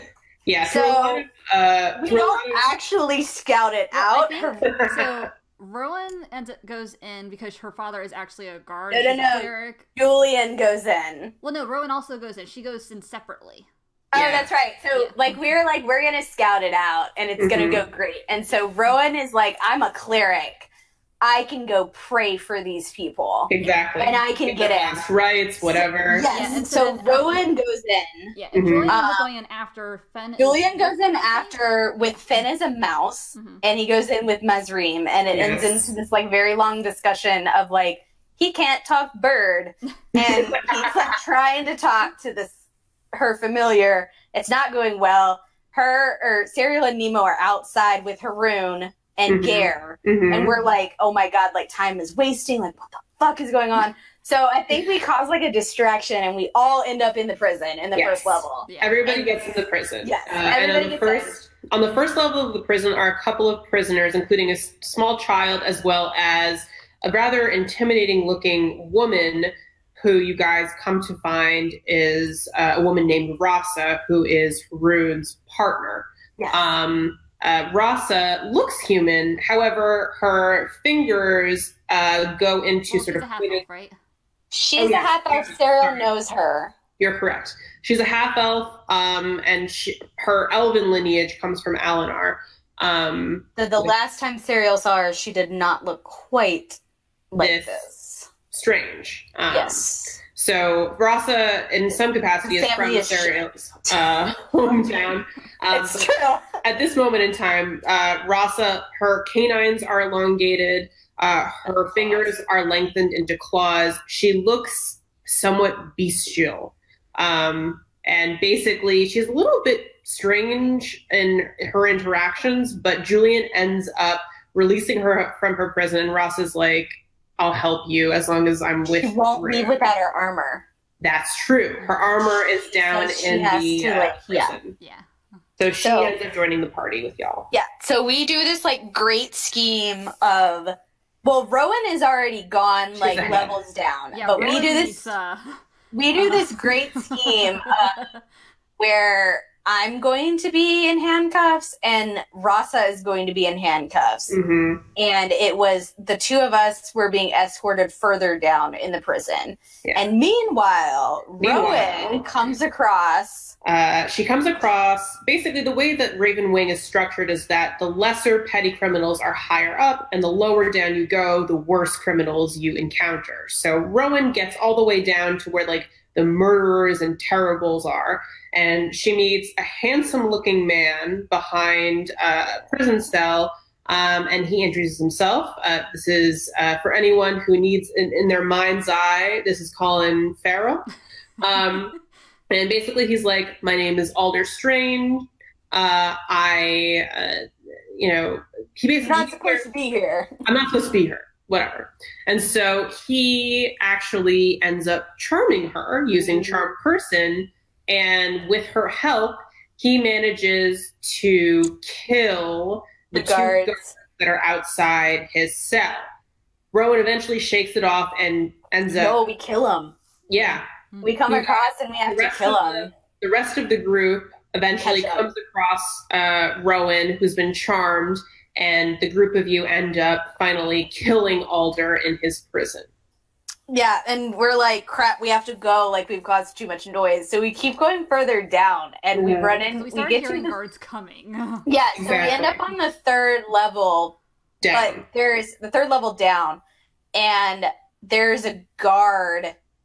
Oh, there's a couple guards, and what they say is they want Serial and Rasa turned over. Okay, we'll take them from here. Mm-hmm. And it's you know what? No, we're not really gonna do that. So we end up having to get in a fight, and we kill all of them but one. Yeah, and this is where the shitty guard is you guys are terrible. A piece of shit. He called all of y'all terrible people for killing people. It's how can you call yourself a good person when you kill people left and right? It was basically he was trying to do a morality check, where in the meanwhile he was also kind of a fucking Nazi. Yeah, it was definitely a situation of where I think Rowan had a little bit of, it was Rowan felt terrible. So Rowan felt terrible. 2 guards killed. And then... She had a bit of empathy of trying to be like, will you please tell us what's going on? Can you help us? And this guard was like, no, I don't feel... We had figured out by now that arcane users were disappearing and dying, but we did not know in what form, like, capacity yet. And this guard was just completely, like, unrepentant. So Rowan tried to persuade, didn't work. I think Julian and I tried to intimidate and be like, fucking tell us, or Ben looks through the door and sees not a stone golem, but a really grotesque looking, smashed together body part monster. And I think we tried to intimidate him.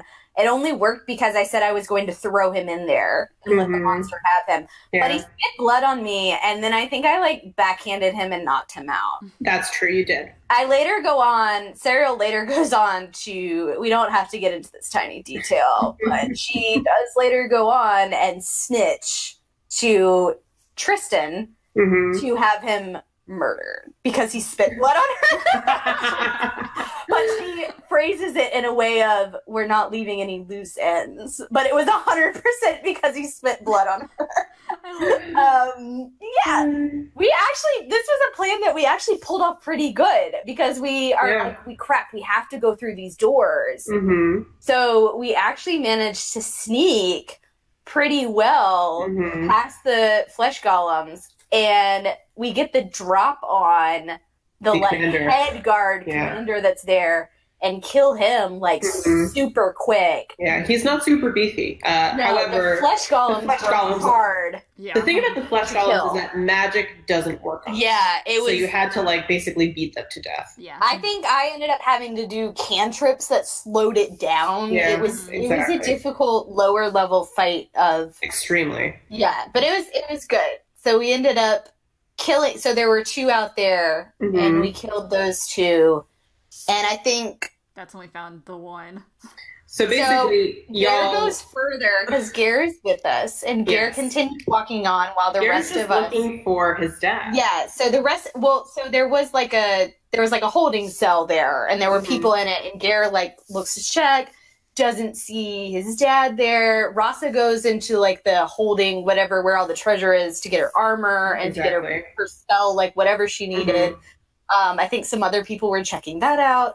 But Gare wanders off, still looking for his dad, and comes across the 3rd flesh golem, who turns around and has his father's face. And so it ended up being that we were not quick enough to get there in time before Brendan was murdered and then dissected and re-put together in the form of a flesh golem. So we had to... Gare makes the decision instantly that that's not my father, and we end up having to kill that flesh golem as well. Well, didn't the flesh golem also, like, it was holding back almost? It was really messed up. There's a mechanic with the flesh golem that, depending on a percentile dice, I believe it's like a 5% chance that the golem can remember the aspects of the various bits of flesh that it is composed of, and then to sort of go berserk and not obey any of its sort of internal commands. And commands are set by the person that made it. So the golem that was partially comprised with Brendan Tubo's body saw Gare and was able to resist trying to hurt him. And ultimately, you guys, and I think the session is called Mercy, where you guys sort of had the mercy to put him out of his misery. It was a super dark session. It was really dark, and it came to be a thing that I think a lot of us in session 1, when Brendan went in, we were like, this isn't going to end well. We kind of knew it wouldn't, and then it definitely did not end well. So we managed to... then we had to get out of the prison, and it ended up being a thing where it was like Haroon took Gare back because Gare was emotionally just like not there, and we heard guards coming, and we were like, crap, like we cannot get all like 30 some of these people out. We ended up saying we promised we would come back for them. So we ended up leaving and going back to the Silver Jackal. No, we went further down at first, and we found... Oh, I found the blood fountain. Yeah, we found the blood fountain. Yeah, so I found this creepy cereal fight. I say I because when we play, I always use I instead of Sacred. Which is good. So sorry, guys. So Cereal finds this creepy, like, weeping statue fountain that's like got blood, and then the blood because we were looking for another way out. And the blood river goes from the fountain to another door, but she was like, hey, this is blood magic. She knows that it's messed up. And you guys have already seen the flesh golems, but and we were like, this is not good. And then she was like, I don't know where that door goes, and I don't think we can deal with this right now. So we ended up, through some very clever Julian disguising himself as the commander that we killed, getting other guards to leave. Half of us got out one way, the other half got out the other way. We all managed to get back to the Silver Jackal. As you got out of the prison, you looked into Alder Strain's cell, and it was indeed empty. It was empty. His body's not there anymore. It was also, a little we noticed or Serial, I think, noticed that someone was scrying on us through the fountain. Yes, that was the other reason that she did not want to hang around out there. Exactly. Is because she was like, that's not cool. So we ended up going back to the Silver Jackal. Julian spends the night with Haroon and Rasa. Yeah, it is super sexy. Yeah, it is. And I think that is like, we start getting... I believe that's the night that Nemo loses his eyes. Yeah, so Nemo disappears. Nemo disappears for the night, and he locks himself. So the girls are all sharing like bunk rooms. And Gare is really emotionally messed up, so we kind of like try to take care of him. Julian spends the night with Haroon and Rasa, and Nemo locks himself in a room for hours on end. And when he comes down to breakfast the next morning, he looks a little different, but none of us pick up on it yet because he's doing an illusion over his face. Yeah. Correct. So we don't know this yet. So I think after that, what happens is Celine tells us that someone in the city owes her... Oh, yeah, because she super wants us to find this princess, and we're just like... Okay, what have you been doing for several months? Like, do you have any leads on this? Like, we're not going to Nancy Drew our way around the city that's, like, fucked up. And she's like, well, I don't really know that much, but I do know someone in the city who owes me a favor. Yeah. And so she sends us to the Raven Queen's temple. And this is where we meet one of our favorite NPCs of all time. He's so good. You love him. Like, Lysander is literally, like, top tier fave for me. Oh, yeah. All of our NPCs are great, but, like, Lysander is, I guess if you had to make a critical role, like, this is our Gilmore. We always come back to him. He always hangs out with us, even when he doesn't want to. Yes. So I think, Celine says that someone owes her a favor. Exactly. The thing is... go talk to go see the head of the Raven Queen Temple. The great thing about Lysander is that he is almost metatextual in the way in which he reacts to you guys. Like, he reacts to you guys in the same way that, like, another PC would react. Like, if something gross happens, he's like, that's fucking gross. Yeah. But yeah, so you guys make your way to the Raven Queen Temple, which is this obsidian pyramid in the middle of Grace Court, which is where the temples to Pelor and Ayun were from way back when. And you go into the temple. Serial will not go into it again. Serial does not go into the temple, but some of you do. And you walk inside and you meet this acolyte named Lysander Howe. And he's basically in charge of the temple there. And he... At some point, he explains to you why he owes Celine. And basically, he tells you the story of... He really refers to his deity in very derogatory ways. Like, it's a very bizarre patron it's not at all like Rowan's relationship with Pelor. Lysander is very much like I really fucking hate her. I hate the Raven Queen, despite the fact that she chose me. I hate her. And you come to he tells you the story of how when he was younger, he was basically alone in the city with his sister, who was younger than him, named Daphne. Daphne was attacked, and Lysander prayed to anyone who would listen to please just make her not feel any more suffering. And the Raven Queen was like, I can do that. And she killed Daphne, or took her life and eased her suffering, but also took her from this mortal coil. Was not what Lysander was asking for. Exactly. So Lysander was, at the time, he was like, I'll do anything, just make her not be in pain anymore. So Lysander's like, well, fuck. Now I have to like obey you, and you took my sister away from me. This really sucks. So he's now the head, very reluctantly, of the Raven Queen Temple in Soraya. And it's you guys, super popular. It's not super popular at this time. Yeah. It is not the main religion of Soraya. Exactly. There is actually another temple there are three portions to Soraya. There's Lower Soraya, which is where you guys have been so far.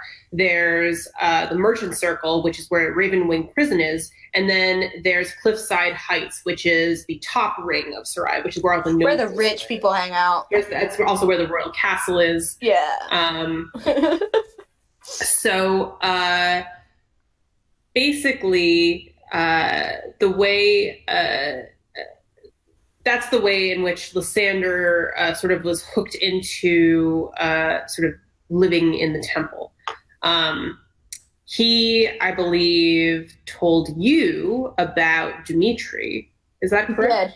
Yeah. He tells us, like, you guys should really go talk to this guy named Dimitri, who is Portia's captain of the guard. Yeah. And that if you're fishing around for information on Carver and this strange woman that we have heard whispers of named Salme, that this is someone that you might want to talk to. Mm-hmm. He's currently arrested, like in super big trouble. He's about to be executed. Yeah. You should maybe do that. So Fen notices. An acolyte comes in. Yeah. And Lysander's like, we don't need you right now. You can just go and Get out of here. Yeah. But Fen, because she had that dream, she recognizes who it is. And it is indeed Esther, the secret princess that we have been looking for. Yes. Fen is the one who dreams her and then finds her first. So at it actually happens at the end of the session where Fen by herself approaches this acolyte in the temple and is like, I think that, I want to help you. And Esther says, prove it. Yeah. So basically, you find out that Esther find out what Celine has been lying about.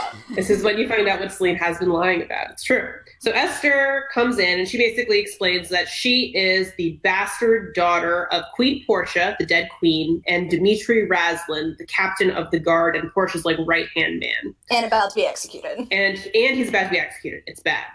So basically, she's like, the story is, the reason why Celine wants me is because we were best friends when I was younger. I was kept as a ward of the court. And Celine actually was a trainee under Dimitri, who was captain of the guard. She was supposed to be part of the royal guard. And so Celine and Esther were sort of thick as thieves. And eventually... Celine is sort of in love with Esther. Yes. Esther admits to Celine her biggest secret, which is that Queen Portia is her mother, and she's not just a random orphan ward of the court. And once Celine hears that, Celine's like, you have to be the next queen. And Esther's like, I can't do that. I'm not recognized. I'm not noble. I don't have the training. I've never been taught. I don't want this. Yeah, she doesn't want it on it. Ultimately, Esther's like, I really don't want that responsibility. Mm-hmm. I don't want to do it. And Celine's like, but it's in your blood. And so ultimately, what happens from Esther's story is, so there's Queen Portia, and then there's her brother, Carver. He's not super around all the time. Carver is an ambassador for Soraya. He goes on a lot of trips away from the city. And on his most recent trip away from the city, which happened about maybe a couple of years ago, he came back with this strange woman, the lady Salome Lassard. And ever since then, he's been acting very strangely, very differently from the way in which he used to act when she was a child. And Esther basically, after admitting her truth to Celine goes to the small council there, which includes Carver on it.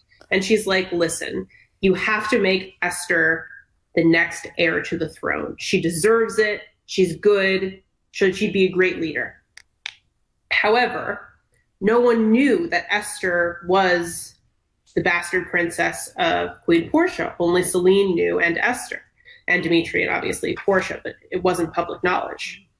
And right after Celine told Carver about Esther's existence, Carver, according to Esther, Carver realized that he wouldn't be the next in line because Portia had never married and never had any kids.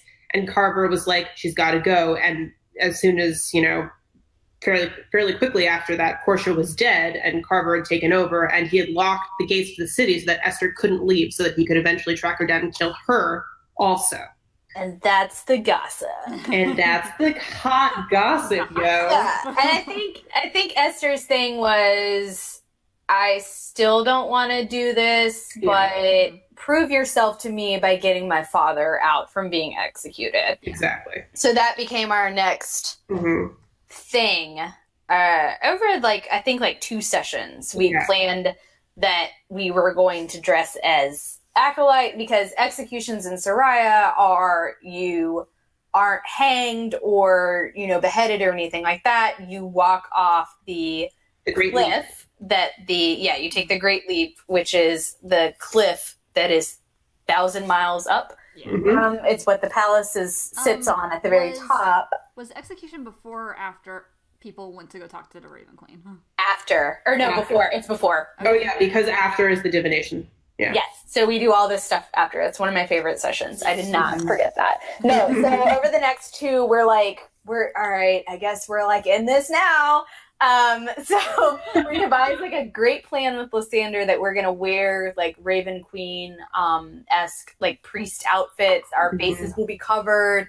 Rowan is I have this spell. There's this thing that I can do that if I touch Dimitri, he will look like he's dead, but he won't really be. And then Lysander, as head of the Raven Queen's temple, and the Raven Queen looks over all rites and such of passing and death as you move from one plane of existence to wherever you go after you die, can claim his body, and then we can, wake him up. So this is our super great plan. To be fair, this plan went off excellent. Yeah, it went off so we get there, and this is the first time any of us see Carver. Yes. First time any of us see Salome. And I think we do a couple of insight perception checks, and all we get back is that Salme's super powerful. Yeah. Carver appears. Oh, I managed to see that Carver carries some type of magical weapon on his hip. This was just our first glimpse of seeing them. We did notice that some of the nobility, the Rothmores, did not show up to the execution, which was intriguing for us. But for the most part, it went off without a hitch. Rowan goes up, she touches Dimitri, and then I think Lysander very dramatically is my goddess already took him to punish. It was amazing. It was great. And to help, Julian uses Lysander convince people spend summon ravens and stuff. Yes. Learn Salome kills some of them. She's very perturbed by the Raven Queen's presence. She doesn't enjoy it. She uses a very high level necromantic spell to kill them. Julian does some very great arcane rogue whispers throughout the crowd to make some murmurs happen. And it was very great. And we managed to get Dimitri back down to the Raven Queen's temple and wake him up. So Esther and her father are reunited. Then I think by then we're really super into not like, I think we were kind of like, crap, like we kind of got to save this city now. I guess we're doing this. But most of us are all really pissed off that Celine lied to us. She didn't tell us the whole situation that got dragged into us. But our next move is that we spend a little time being like, how much information can we pull together on these people that we're going up against? Like, what are we going to do about this crap? And I think the idea is that we don't learn that much.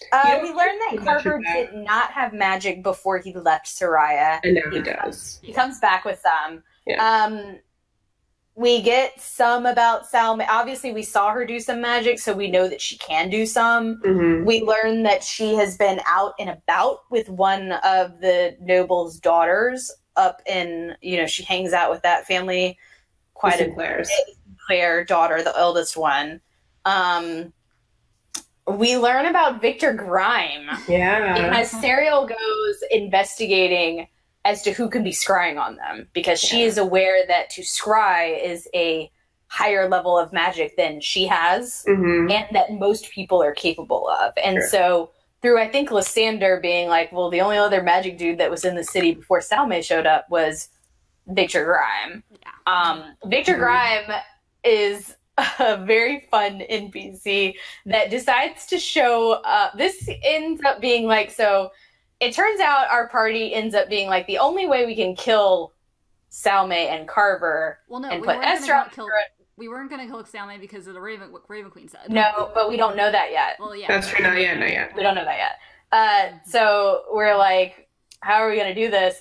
And lo and behold, there is a ball that is being held. Yes. Orion is the one that says, hey, I have an invitation to this ball, but if some of you guys could get an invitation, the others of you could sneak in, then we could like do some form of plan where we like lure them away, and then we do this. So that's kind of like our opening to being like, I guess we'll do this, but it's not so simple. What happens is that the party kind of splits off, and Serial and Julian go to the Sinclair house and spend a lovely tea time with the lady who is Baroness. I Saskia. fucking love Saskia. We do.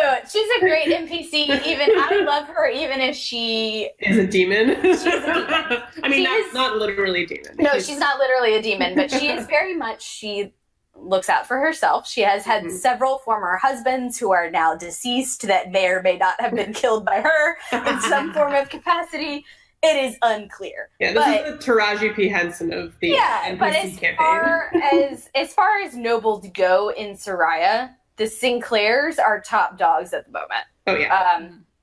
The Baroness, her eldest daughter, hangs out with Salme. The Baroness is the one that strings are pulled through at the moment. And so Julian and Serial go with Orion's blessing and his word on using his name to get in through the front door. And they are halfway successful in convincing Saskia just to help him, but Saskia turns it around by being like, we go to this meeting not wanting to tell her about Esther's existence, but we end up having to be like, this is really what we're after. And Saskia's price is that I want to be the Grand Vizier, which is basically the Prime Minister to the, ruling executive. And that's what Victor Grime is right now. That is what Victor Grime is at the moment. And so we say yes. And we get invitations. One of us will escort one of the daughters. The other will escort the other. Rowan will go with the Baroness as her guest. That night, Victor Grime invades the dreams of Fen. And he's scary as fuck. He's really scary. He's not nice when he shows up in Fen's dream. He's not nice. He informs Fen that under no circumstances will he be giving up his position, and will under no circumstances can they beat Salme or Carver without his help. And if they want his help, his price is, I want my position held. And the problem is Esther views both Saskia and Grime as you were complicit in my mother's murder, and you have profited off of her death. Mm-hmm. I'd say that's very true. Yeah. Perhaps Saskia a little bit less, because Grime was right up there, close and personal. Saskia gets elevated. But in the aftermath. Yeah. Exactly. Grime basically did nothing. Yeah. So when Fenn's like, I don't know, I need to talk to my friends first, Grime like does like a thing where he gets all like freaky and scary, and he like threatens her. Yeah. And she's like, well, the thing about the spell dream is that you can manipulate the dream to look like anything you want. So in that moment, he was like, I'm going to scare the fucking shit out of Fenn. Yeah, it was very scary. Fenn comes down the next morning, like running, screaming into the kitchen to like Serial and Lysander. And it's very like, obviously, she didn't enjoy this. She was shooken up by it. Right. It's a very holy fuck mom. Yeah, it was extremely a holy fuck mom. Please help me. And Fenn hates Grime for the rest of the campaign. She does. She hates him so much. So that's like our like idea is, okay, we've got to weigh in. Saskia tells us, you know, you can have my support if I get to keep my position, but you're going to have to get other nobles onto your side as well. And so I think the idea is that once at the party, we'll spend a little bit of time chatting up other nobles to be like, hey, how do you feel about? But before the party and before any of that happens, as we are walking back through down to the lower levels of Soraya, we discover that someone has snitched, and that the silver jackal, Emily's making like who me right now, not me, her, because we did not put our faces onto this.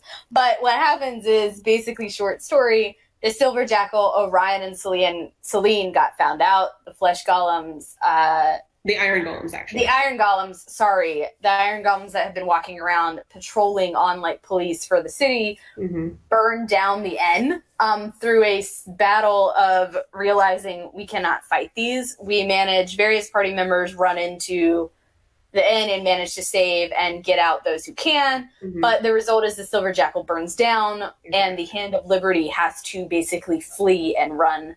All of us make it back to Lysander's temple, and this now becomes where we are hiding out. I am laughing because Lysander fucking hates it. He does. Like, what happens is, I think it's Julian, Fenn, and Serial show up in his temple, like, bloody.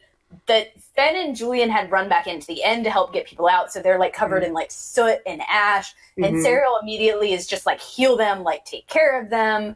It was a good D&D lesson on like, there are fights that you need to run from because you cannot beat it. And it became very apparent after one round that this was something that we were not high enough level. They weren't going to beat it to deal with. So we all run away, and we do that. And this is when Lysander says, the next day, because we still didn't have really enough information that we felt comfortable taking on Salme and Carver. We were still trying to figure out some things. Lysander said, I have a way that you can talk to my goddess, and it's going to require you giving up something. She does not give information for free. Right. And so this was one of my favorite early on sessions that we did. So Serial is given, she wakes up actually with a black raven feather on her bed where she had been sleeping, which is very big for her because for a while she has thought that she is cursed. Not cursed with a capital C, because Nemo is actually cursed with a capital C. Correct. She thinks she's... So Alinar's Sun Elves strongly believe in Corellon. They believe in other gods. She believes that a god, maybe as like a cruel joke or fun or whatever, has turned her into whatever this magical being entity is that she cannot control and that terrifies her. So she thinks that gods hate her. So it's a pretty big deal for her that when one reaches out. So she goes into the blood pool, strips naked, and just walks straight into it. And she offers the feather back to the Raven Queen. And each of us, there's 3 of us that go in, and each of us tries to ask the Raven Queen, can you help? Like, what can you tell us to help to deal with Salme and Carver? And the Raven Queen to her tells her, that's not your question. That's not what you're trying to look for. And she says, you're not alone. There are others like you. look for someone named Micah. And that's what Serial gets out of it. Julian goes in next, and he offers up a beautiful pair of earrings. And he doesn't ask, actually, how can I save the city? Like, what can I do with Salme and Carver? He asked, how can I fix it? And the Raven Queen informs him, I believe, Emily, am I correct? For him, you are too late, possibly. And for her, it remains to be seen. What I believe that what happens is that she says, you might be too late for him, but for her, the answers lie in the Shadowfell. Okay, that's right. That's the first time that Julian gets any hint at something you are after is in the Shadowfell. And I remember Raven Queen told him, like, trust your friends. Oh, yeah. So Julian, up to this point, is still very reluctantly, like, part of this party. For reasons that become apparent as we learn more backstory about him, but he is still like not, and I would say actually for most of the party, none of us have truly like super bonded together. We are thrust together. Yeah, Rowan has bonded with everyone, but not everyone has like become bonded like together. Super good friends. We are here because we cannot get out of the city. We're stuck here. And then actually, just from a DM point of view, and for people who are trying to create their own campaigns, it's a really interesting way to start a story, to force people to stick together for reasons beyond their own ken, and to make them kind of realize how to work together in a group, just in such a way that once they are able to move on into the open world, it's like, oh, well, maybe we should stick together. And this actually does come up once this arc is over, because we do have a very big, like, we're going to stay together or what moment as a party. Yeah, so Nemo goes in next. No, Mathilde goes next, because Nemo doesn't go in until after we've gotten nothing out of those three. Okay, yeah. So Mathilde goes in, and Mathilde gets told that her answers that she's seeking for are in Aramore. Yeah, she's looking for her father. Yeah. So she gets told that. So the three of us are like, holy fuck, we learned nothing. So then Lysander's like, I have enough to cast this one more time. Yeah. So Nemo starts to go in, and he pulls out his eyes, which is the first time he drops the illusion. This is the first time that the rest of the party and everyone in the temple realizes Nemo doesn't have any eyes anymore. And in his eye sockets are like, it's not like if you were looking at a skeleton and it's empty. It's like kind of like black, a dark void pits of it's like shadowy, like void pits of like magic. So all of us are like, we're like, what is that? And so Nemo's like, I'm gonna give her these. And I think Serial and Rowan both, because they're more godlike, or both of them were like, that's not really an offering. Exactly. That's like you don't need it anymore. Yeah, you don't need it anymore. It's not. She's not going to accept this. And Nemo Nemo says, "No, it'll be fine. I'm good." And so he goes in. Basically, what happens is he descends into the blood pit, and the Raven Queen appears to him, and the Raven Queen is like, "Nemo, you've lost so much."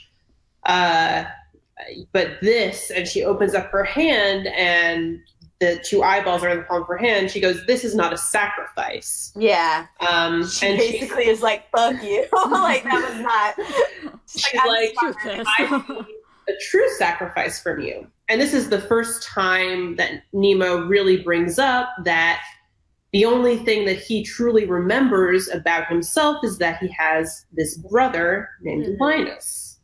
And he says, the only thing I have is my magic and my brother.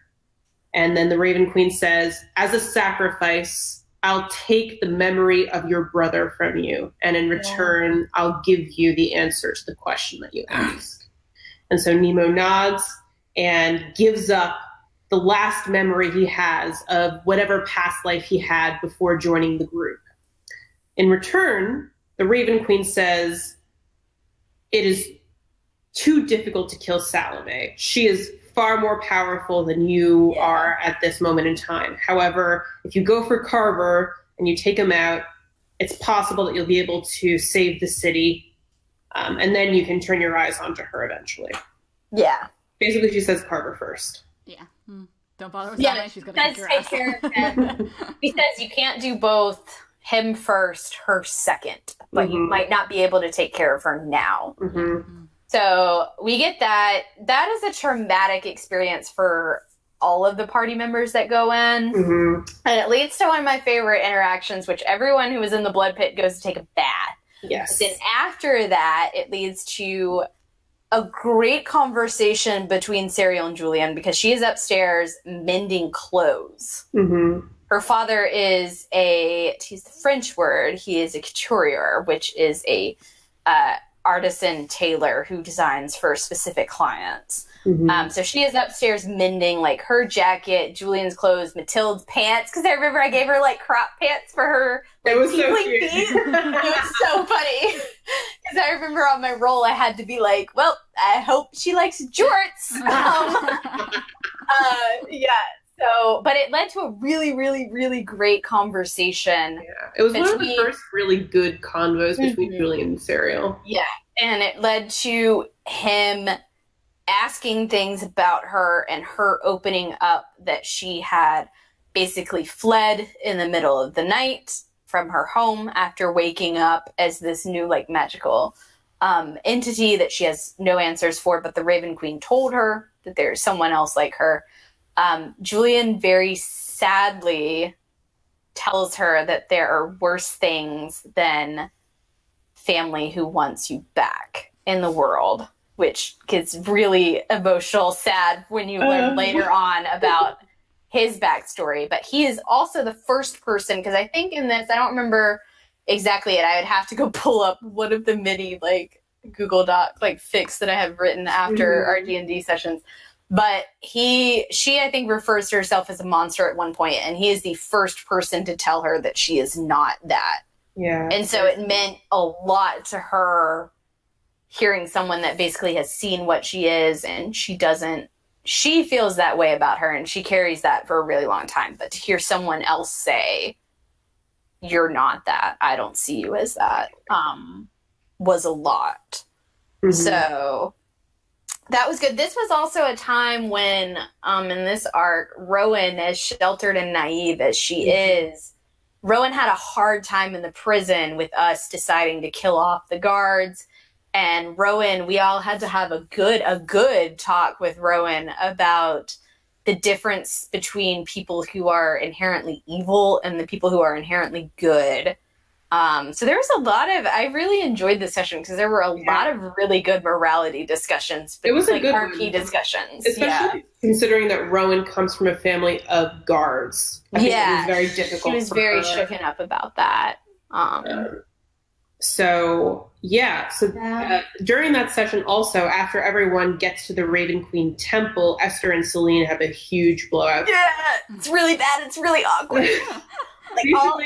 I think Julian and I both put hands on our swords because we were like, if this turns into a fight. Yeah, Orion is ready to back Celine up. Orion's and Esther ready is there to fight. Spoiler alert, everybody listening, Orion's in love with Celine. Yeah. It's a hot mess. Oh, this is also when I know Serial was really pissed off. I know other party members were too at Celine. We were like, you lied to us and had us go into this prison that was messed up, and you didn't even tell us that half of what's wrong in the city is your fault. Yeah. And Esther calls her out, bald-faced. She's like, she literally says, I think, you killed my mother. Yeah. And Celine does not deny it, honestly. She doesn't. But it's more complex than that. Yeah, it's obviously we would be here for forever if we went through all of it, but it was really those two sessions I think were super, super good. I think those are the first RP heavy morality discussions and in-party discussions that we had that were really good. Yeah, it was awesome. It was pretty difficult because the party next had to decide the five of us are going to the castle. What are the rest of you going to do? We end up sending, when we go to the castle for the ball, we end up sending Haroon and Rasa are gonna go take on the golems. Yeah. We basically tell Celine, like, make yourself useful in talking up Esther around the city and, like, you know, keeping people safe. Yeah. There's a moment where Celine is ready to just go out and face die. the golems themselves. She is, like, suicidal to the point of, like, I'm just going to go face a golem on my own because the person that I love the most in this world has completely rejected me. And I just need to do something effective or something that will end my misery. And the group talks to her and basically is like, don't just kill yourself over this. You need to be useful and good to this cause that you've worked so hard for. And basically they convince her to just sort of put Esther's name into Lower Soraya and to hype her up, like you said, and like eventually if Esther takes the throne, you want the city to support her. Yeah. So what happens is Serial, Julian, and Serial, Julian, and Rowan go off to meet up with Saskia and her 2 daughters and to go, we had done shopping in other sessions to like get ready for this. Yeah. But we go off to meet up with them. Nemo and Fen sneak into the castle with a tunnel connected from the Raven Queen Temple to this is actually something castle that you learn from Dimitri. One of the few very key pieces of information that Dimitri has is that there's a tunnel that connects the royal castle, which is in Cliffside Heights, all the way down to Lower Soraya. So you guys are able to, half of the party sneaks in from underneath the castle and half of the party sneaks in as guests to the masquerade ball. And the plan is that Serial is going to send her familiar to find the other half later on, because the party that sneaks in underneath goes way before we go. And they're going to be like finding Victor Grime. They're going to be finding like all this other stuff. And that was to go deal with Salme's lab. Yeah, because we found out she had a lab, and she's the one that's been doing the creepy flesh golem. Sorry, I've been drinking. Now we reached the like tipsy portion of the night, afternoon. We're day drinking here. We are. We find out that she's the one that's behind the flesh golems, and so we're like, look, go take out her lab so she can't get reinforcements. You know, like, let's try to mess her up some. Exactly. So that's the plan, which, to be fair, this fight goes completely sideways. But I feel like for lower level, first-time D&D people... it could have been way worse. It could have been way worse, but I feel we had a pretty good, solid plan thought out with the information that we had. Before you guys get to the ball, there is an interaction between Fen, Nemo, and Grime, where basically everyone's sort of feeling out the nobility and the prime minister, the Grand Vizier, and Grime is basically like, I go wherever the wind blows. If Carver falls, I just want to be here ultimately. And there's like a weird moment of tension in between Nemo and Grime. And Fenn's like, gross. Fen hates it so much. And she was like, she had to go meet Grime initially. She probably had to go by herself, but she was like, I don't want to go alone because I don't want to be alone with him. So she asked Nemo to come with her because Nemo can be sneaky. Exactly. And also, of note, Grimes' face cast is Mads Mikkelsen. So he's a hot boy. So, as we have established, that is Nemo's weakness. That is his weakness. So, the ball part goes off pretty well. Like, between Rowan... at first, it's between Rowan, Serial, and Julian. They are able to, there's a long list of nobles that we will not go into, but between them, they managed to uncurse one of the noble families from a necklace that Salme had put around, and they managed to play off 2 other families against one another, and Serial gets the Rothmores onto their side. So we're feeling pretty good on how many nobility that we have. Yeah, me too. That's the funny part. I'm getting to that. So Rowan is like super excited to be at a ball. She has never been at something like this before. She gets caught up dancing with it's a masquerade ball, so people have masks on. Yes. So Rowan gets caught up like dancing with somebody. Meanwhile, Julian and Cyril are like, this is what we found out. Like, they're back and forth, like, I got this person, and I got X, and I got Y. Like, the two of them. This is like one of the first times that you see Julian and Cyril kind of in their element. Yeah. You see them really sort of like manipulating, convincing, persuading, deceiving, and it sort of is like their wheelhouse in a big way. And they start dancing together, and they're so excited and like super. We're not paying attention to Rowan. Not paying attention to Rowan at all, but it's like a very cute moment also. It's very great. So we'll leave what happens to Rowan on pause for a second, because underneath where the ball is happening, Nemo and Fen are infiltrating Salome's lab because they're like, we got to destroy this place so that Salome doesn't have any more flesh golems to come after us, because you guys know how bad it was to fight them in the first place. So you inspect the lab, torch it. You find a couple of alchemical sort of apparati that seem to be making these strange stones, these blood red stones that seem to be derived from the power of the people that have been slaughtered.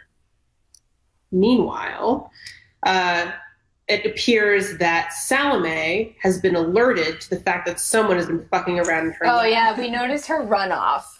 She appears with Carver towards the end of this session, towards the end of the ball, and she runs off towards apparently some kind of alarm that has been set off at her lab. So everyone tries to hide in the lab. Nemo hides very well, and in one of the most, I'd say, critical roles of the campaign, Ben fails her stealth check, and Salome finds her. And this is the first time that the party has truly interacted with Salome in a real way. You guys kind of came across her at Dimitri's execution. Yeah. But in this moment about her. You've heard a lot of strange things about her, that she's a foreigner, that she's some kind of witch. Yeah. Before that, we did see Salome talking to Nikolai. Well, you don't know that's who it is. You just hear a voice and a hand. I think she said his name. Oh, okay. What happens is she comes into the room, into the lab that's been destroyed by you guys. She screams in anguish, and then a portal opens, and she seems to be talking to someone through the portal, and she hands over these bloodstones to what appears to be someone named Nikolai, who seems to be in charge of her. And basically she's like, please just let me end this.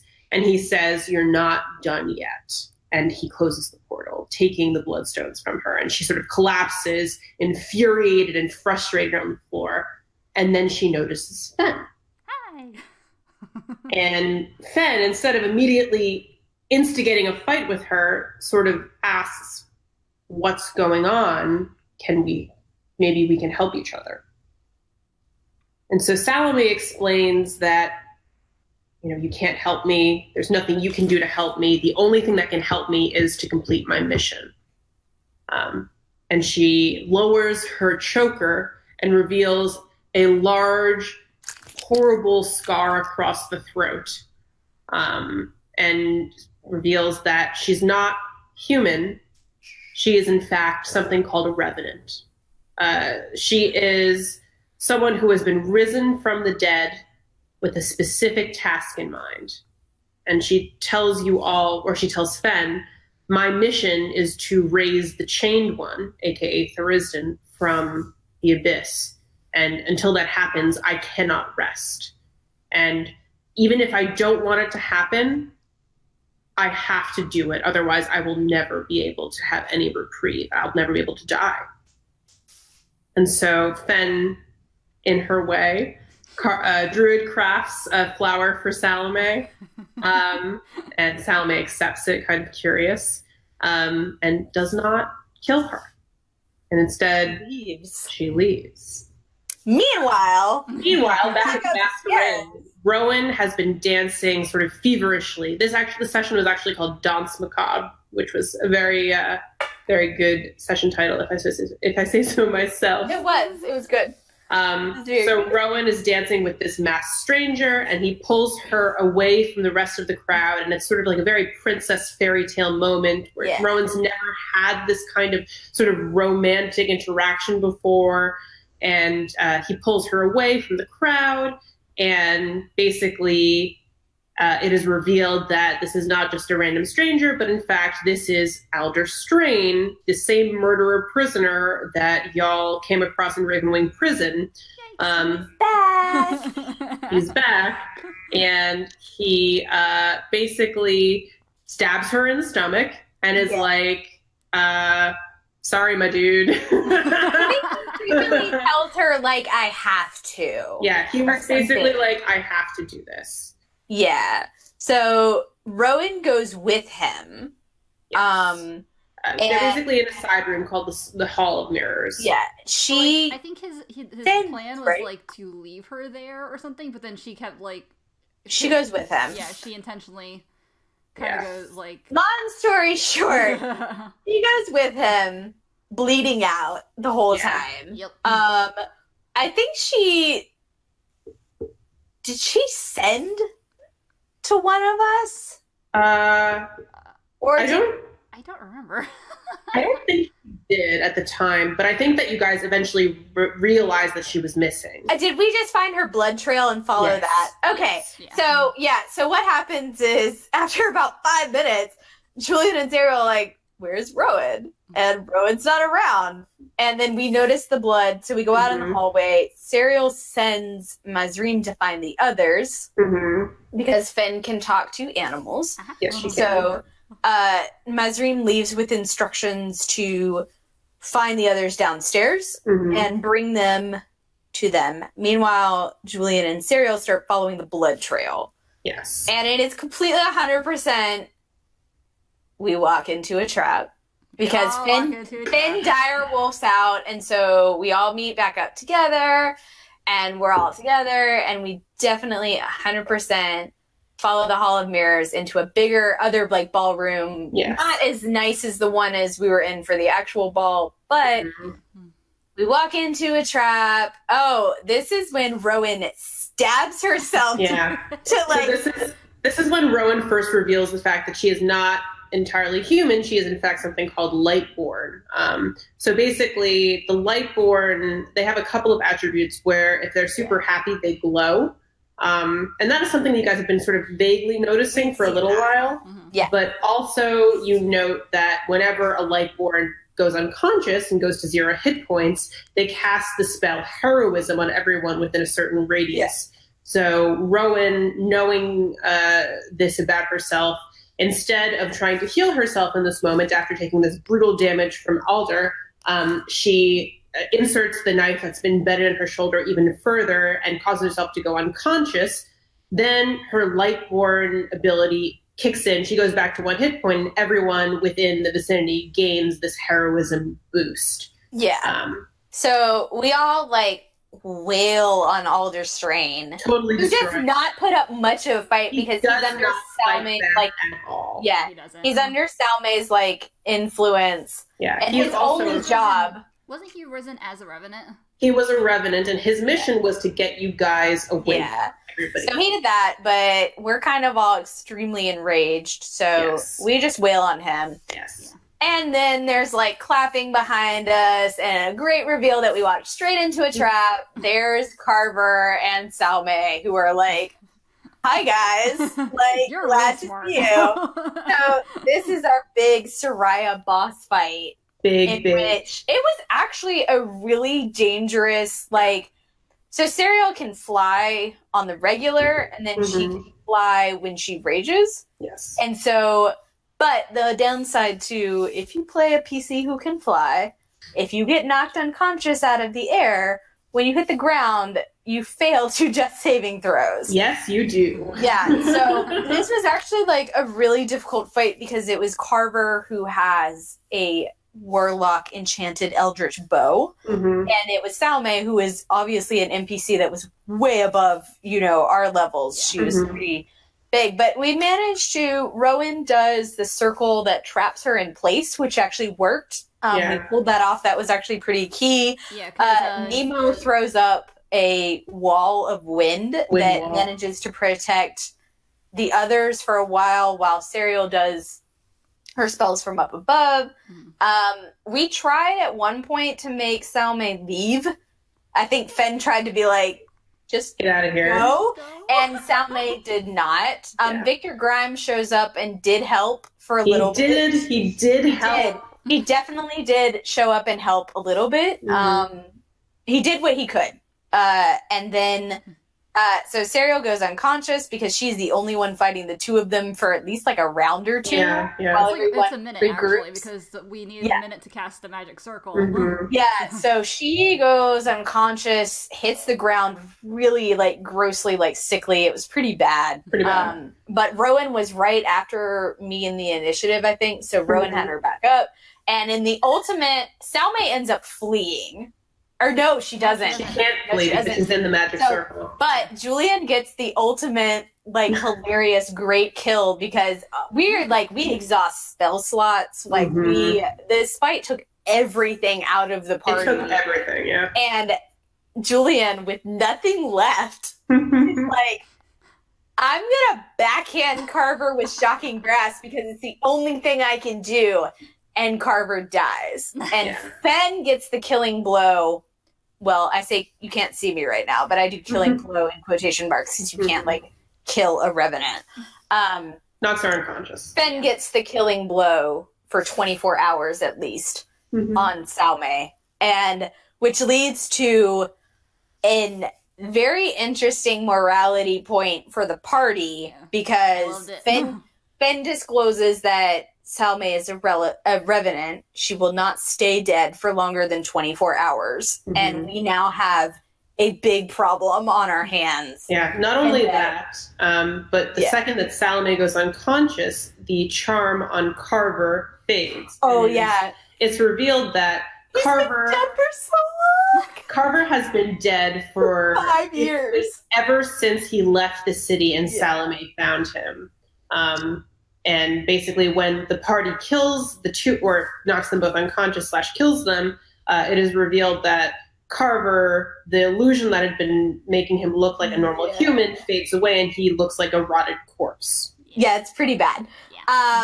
So it ends up being a great back and forth between everybody in the party actually on being like, what are we supposed to do about Salme, who is a revenant, who we know in 24 hours will wake up. A lot of suggestions get tossed around on being like, do we try to trap her somewhere? Do we try to throw her in the ocean? Do we try to contain her in a place till we can...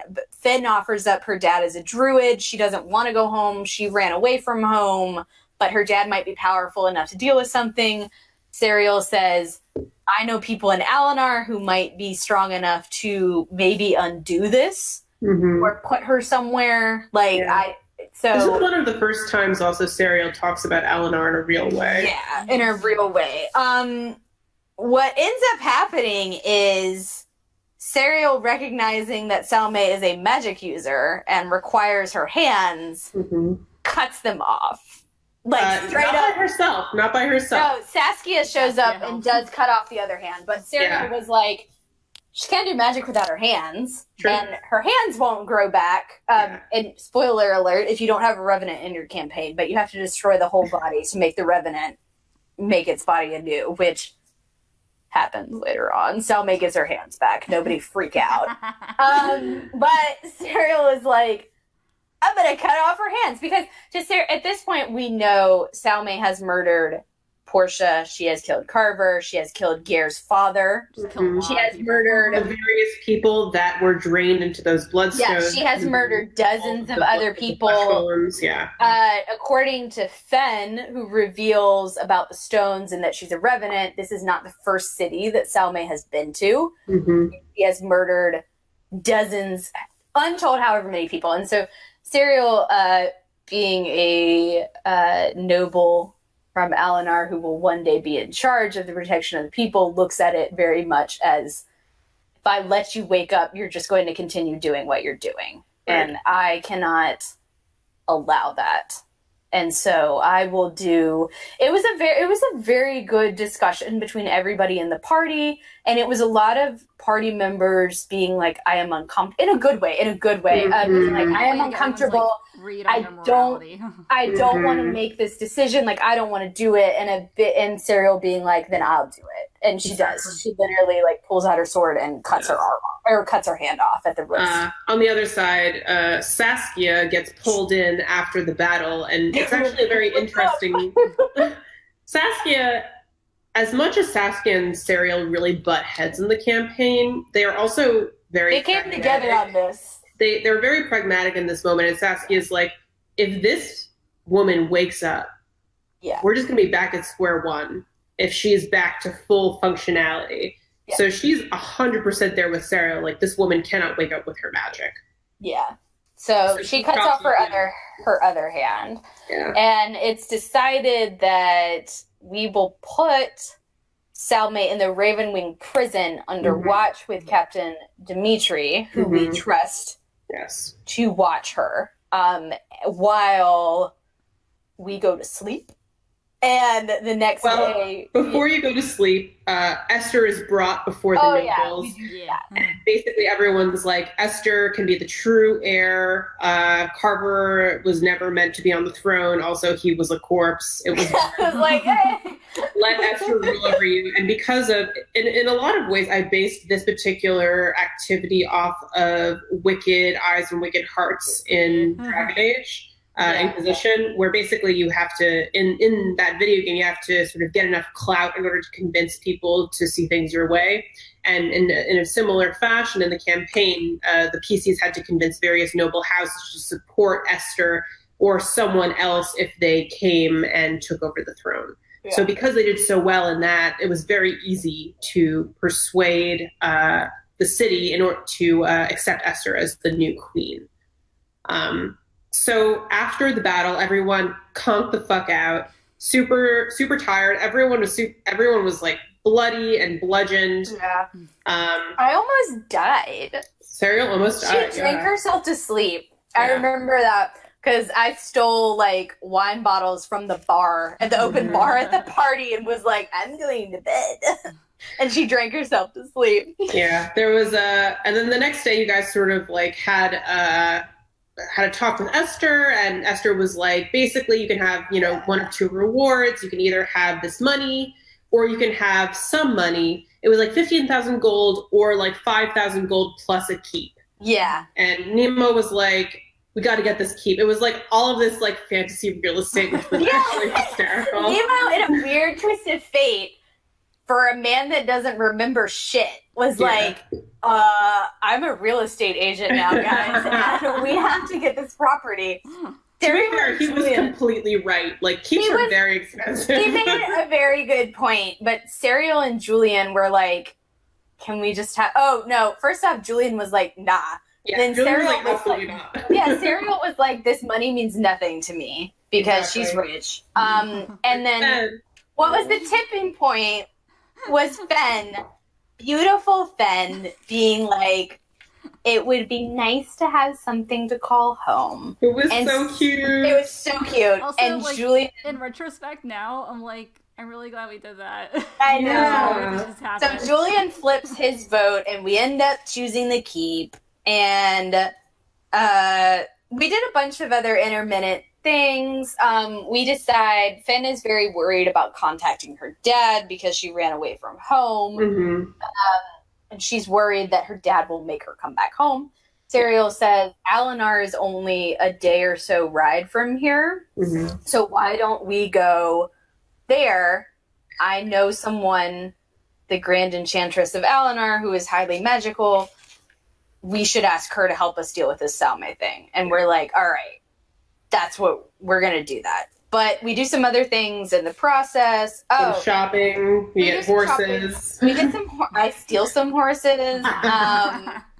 So other things that happen.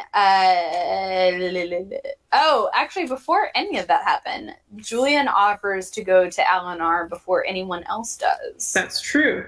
because he knows how hard it can be to go back. Well, he does not know, but he theorizes how hard it can be to go back to some place after you've been gone for a while. Exactly. So he goes to Serial and says that I will go with you before any of the rest of the party does. Mm-hmm. We do some other things, heartbreaking things in the moment, which is we do speak with the dead with Carver. Oh God, I forgot about this. This is like one of my favorite moments in the campaign, it is honestly. Truly a great, this spell is excellent to use in your campaigns for any highly recommend any number of reasons. We've used it for other situations to find out information, but we do go back to Lysander's temple because Lysander and Nemo have been doing like this little like flirting thing for a couple sessions.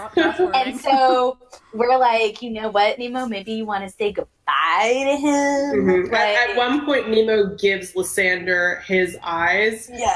To like keep them. He's like, just hold on to this. And Lysander's like, okay, well maybe your eyes will miss you. And Nemo's like, okay, well maybe I'll visit them. And it's like a very so cute. Very cute. So Rowan says that she will cast the spell, but she is very wary still of doing necrotic magic after Paylor was disappointed in her. Mm-hmm. None of the other party members want to talk to Carver, so Serial does it.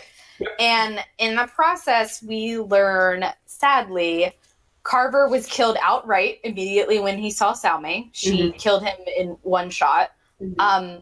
He never wanted the throne, never wanted any of that. He just wanted to help his sister in the city. An adventurer. And he wanted to be an adventurer. It's so sad. Like, he literally just wanted to be like Aragorn style, like roaming around Galadriel. This is the, what's his name? Richard Armitage of our campaign. Yeah. It's really sad. And the last question we ask him is, I think the last question Serial asks him is, did you know? Yes, it was, did you know you had a niece named Esther? And the question she gets from his reanimated corpse is, who is Esther? Like, I had a niece. Like, it's really sad. So sad. It's so sad. I had a niece because he had no idea. Period. Yeah. So we do a really nice thing in that we send his body off in a boat into the ocean, like a true adventurer. Yeah, true adventurer style. And then we spend the night.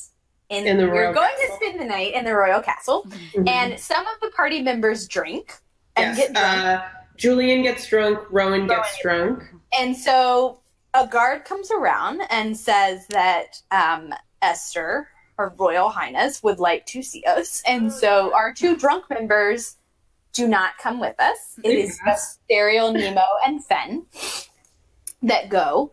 And we walk into the throne room, and we find out that we see Celine is there and that she has been found. And in a instance where it becomes apparent that Saskia has maybe already started influencing Esther, and both Victor Grime and Lord Rothmore, who we had put in place to help Esther make decisions for the city, are nowhere to be found.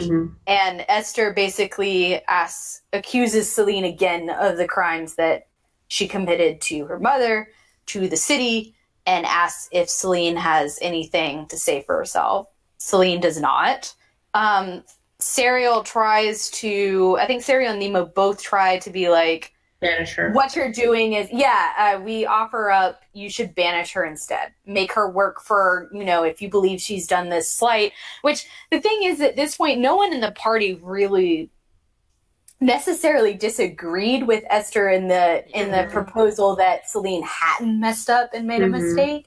But it was more a situation of, make her atone for it. Exactly. Like, put her to work. Make her do something. And it very much was a moment where this girl, Esther... Yeah. She's 17, by the way, listeners. Well, 16 at this moment. Oh, yeah, she's 16. She's a baby. She's a child, and... with no training. In this moment, I think the party sort of realizes we put a 16-year-old girl on the throne of a city to make decisions for herself without any training, and the advisors that we put there for her are Victor Grime who betrayed her mother beforehand, and Saskia, who we know to be sort of in it for her own gain, potentially.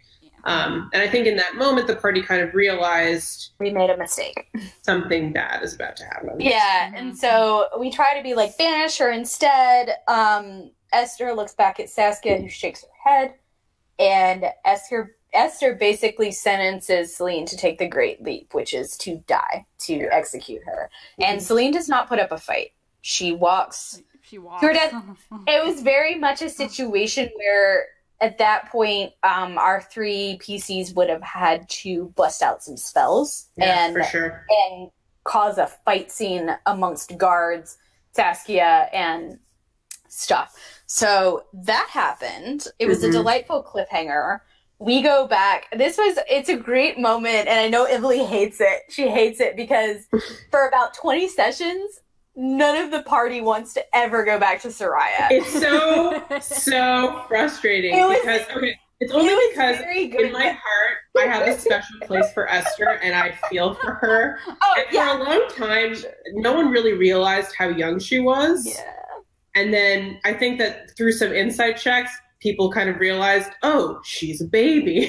I mean, it was very much a thing of like, Jordan, I love Esther. I find her great. But, like, it was a thing where our PCs were so turned off. They were so mad. They were so turned off and so betrayed. Like, we had done all this stuff to put her in place. Like, it was such an interesting turn of events because the PCs really didn't like Celine in a lot of ways. No, like, I think that fucked up in a lot of ways. And I was honestly, as a DM, very curious as to how they would react. But they were so intensely anti this execution. I was like, oh shit. Well, like, Fen was mad about the execution, but I think over the course, before we ended up going back to Soraya and stuff, like over the course of everything that was happening to her, with the Therese and stuff, she kind of like started to get it more. Yeah, I think it was more like, I think Serial was more like, I am disappointed.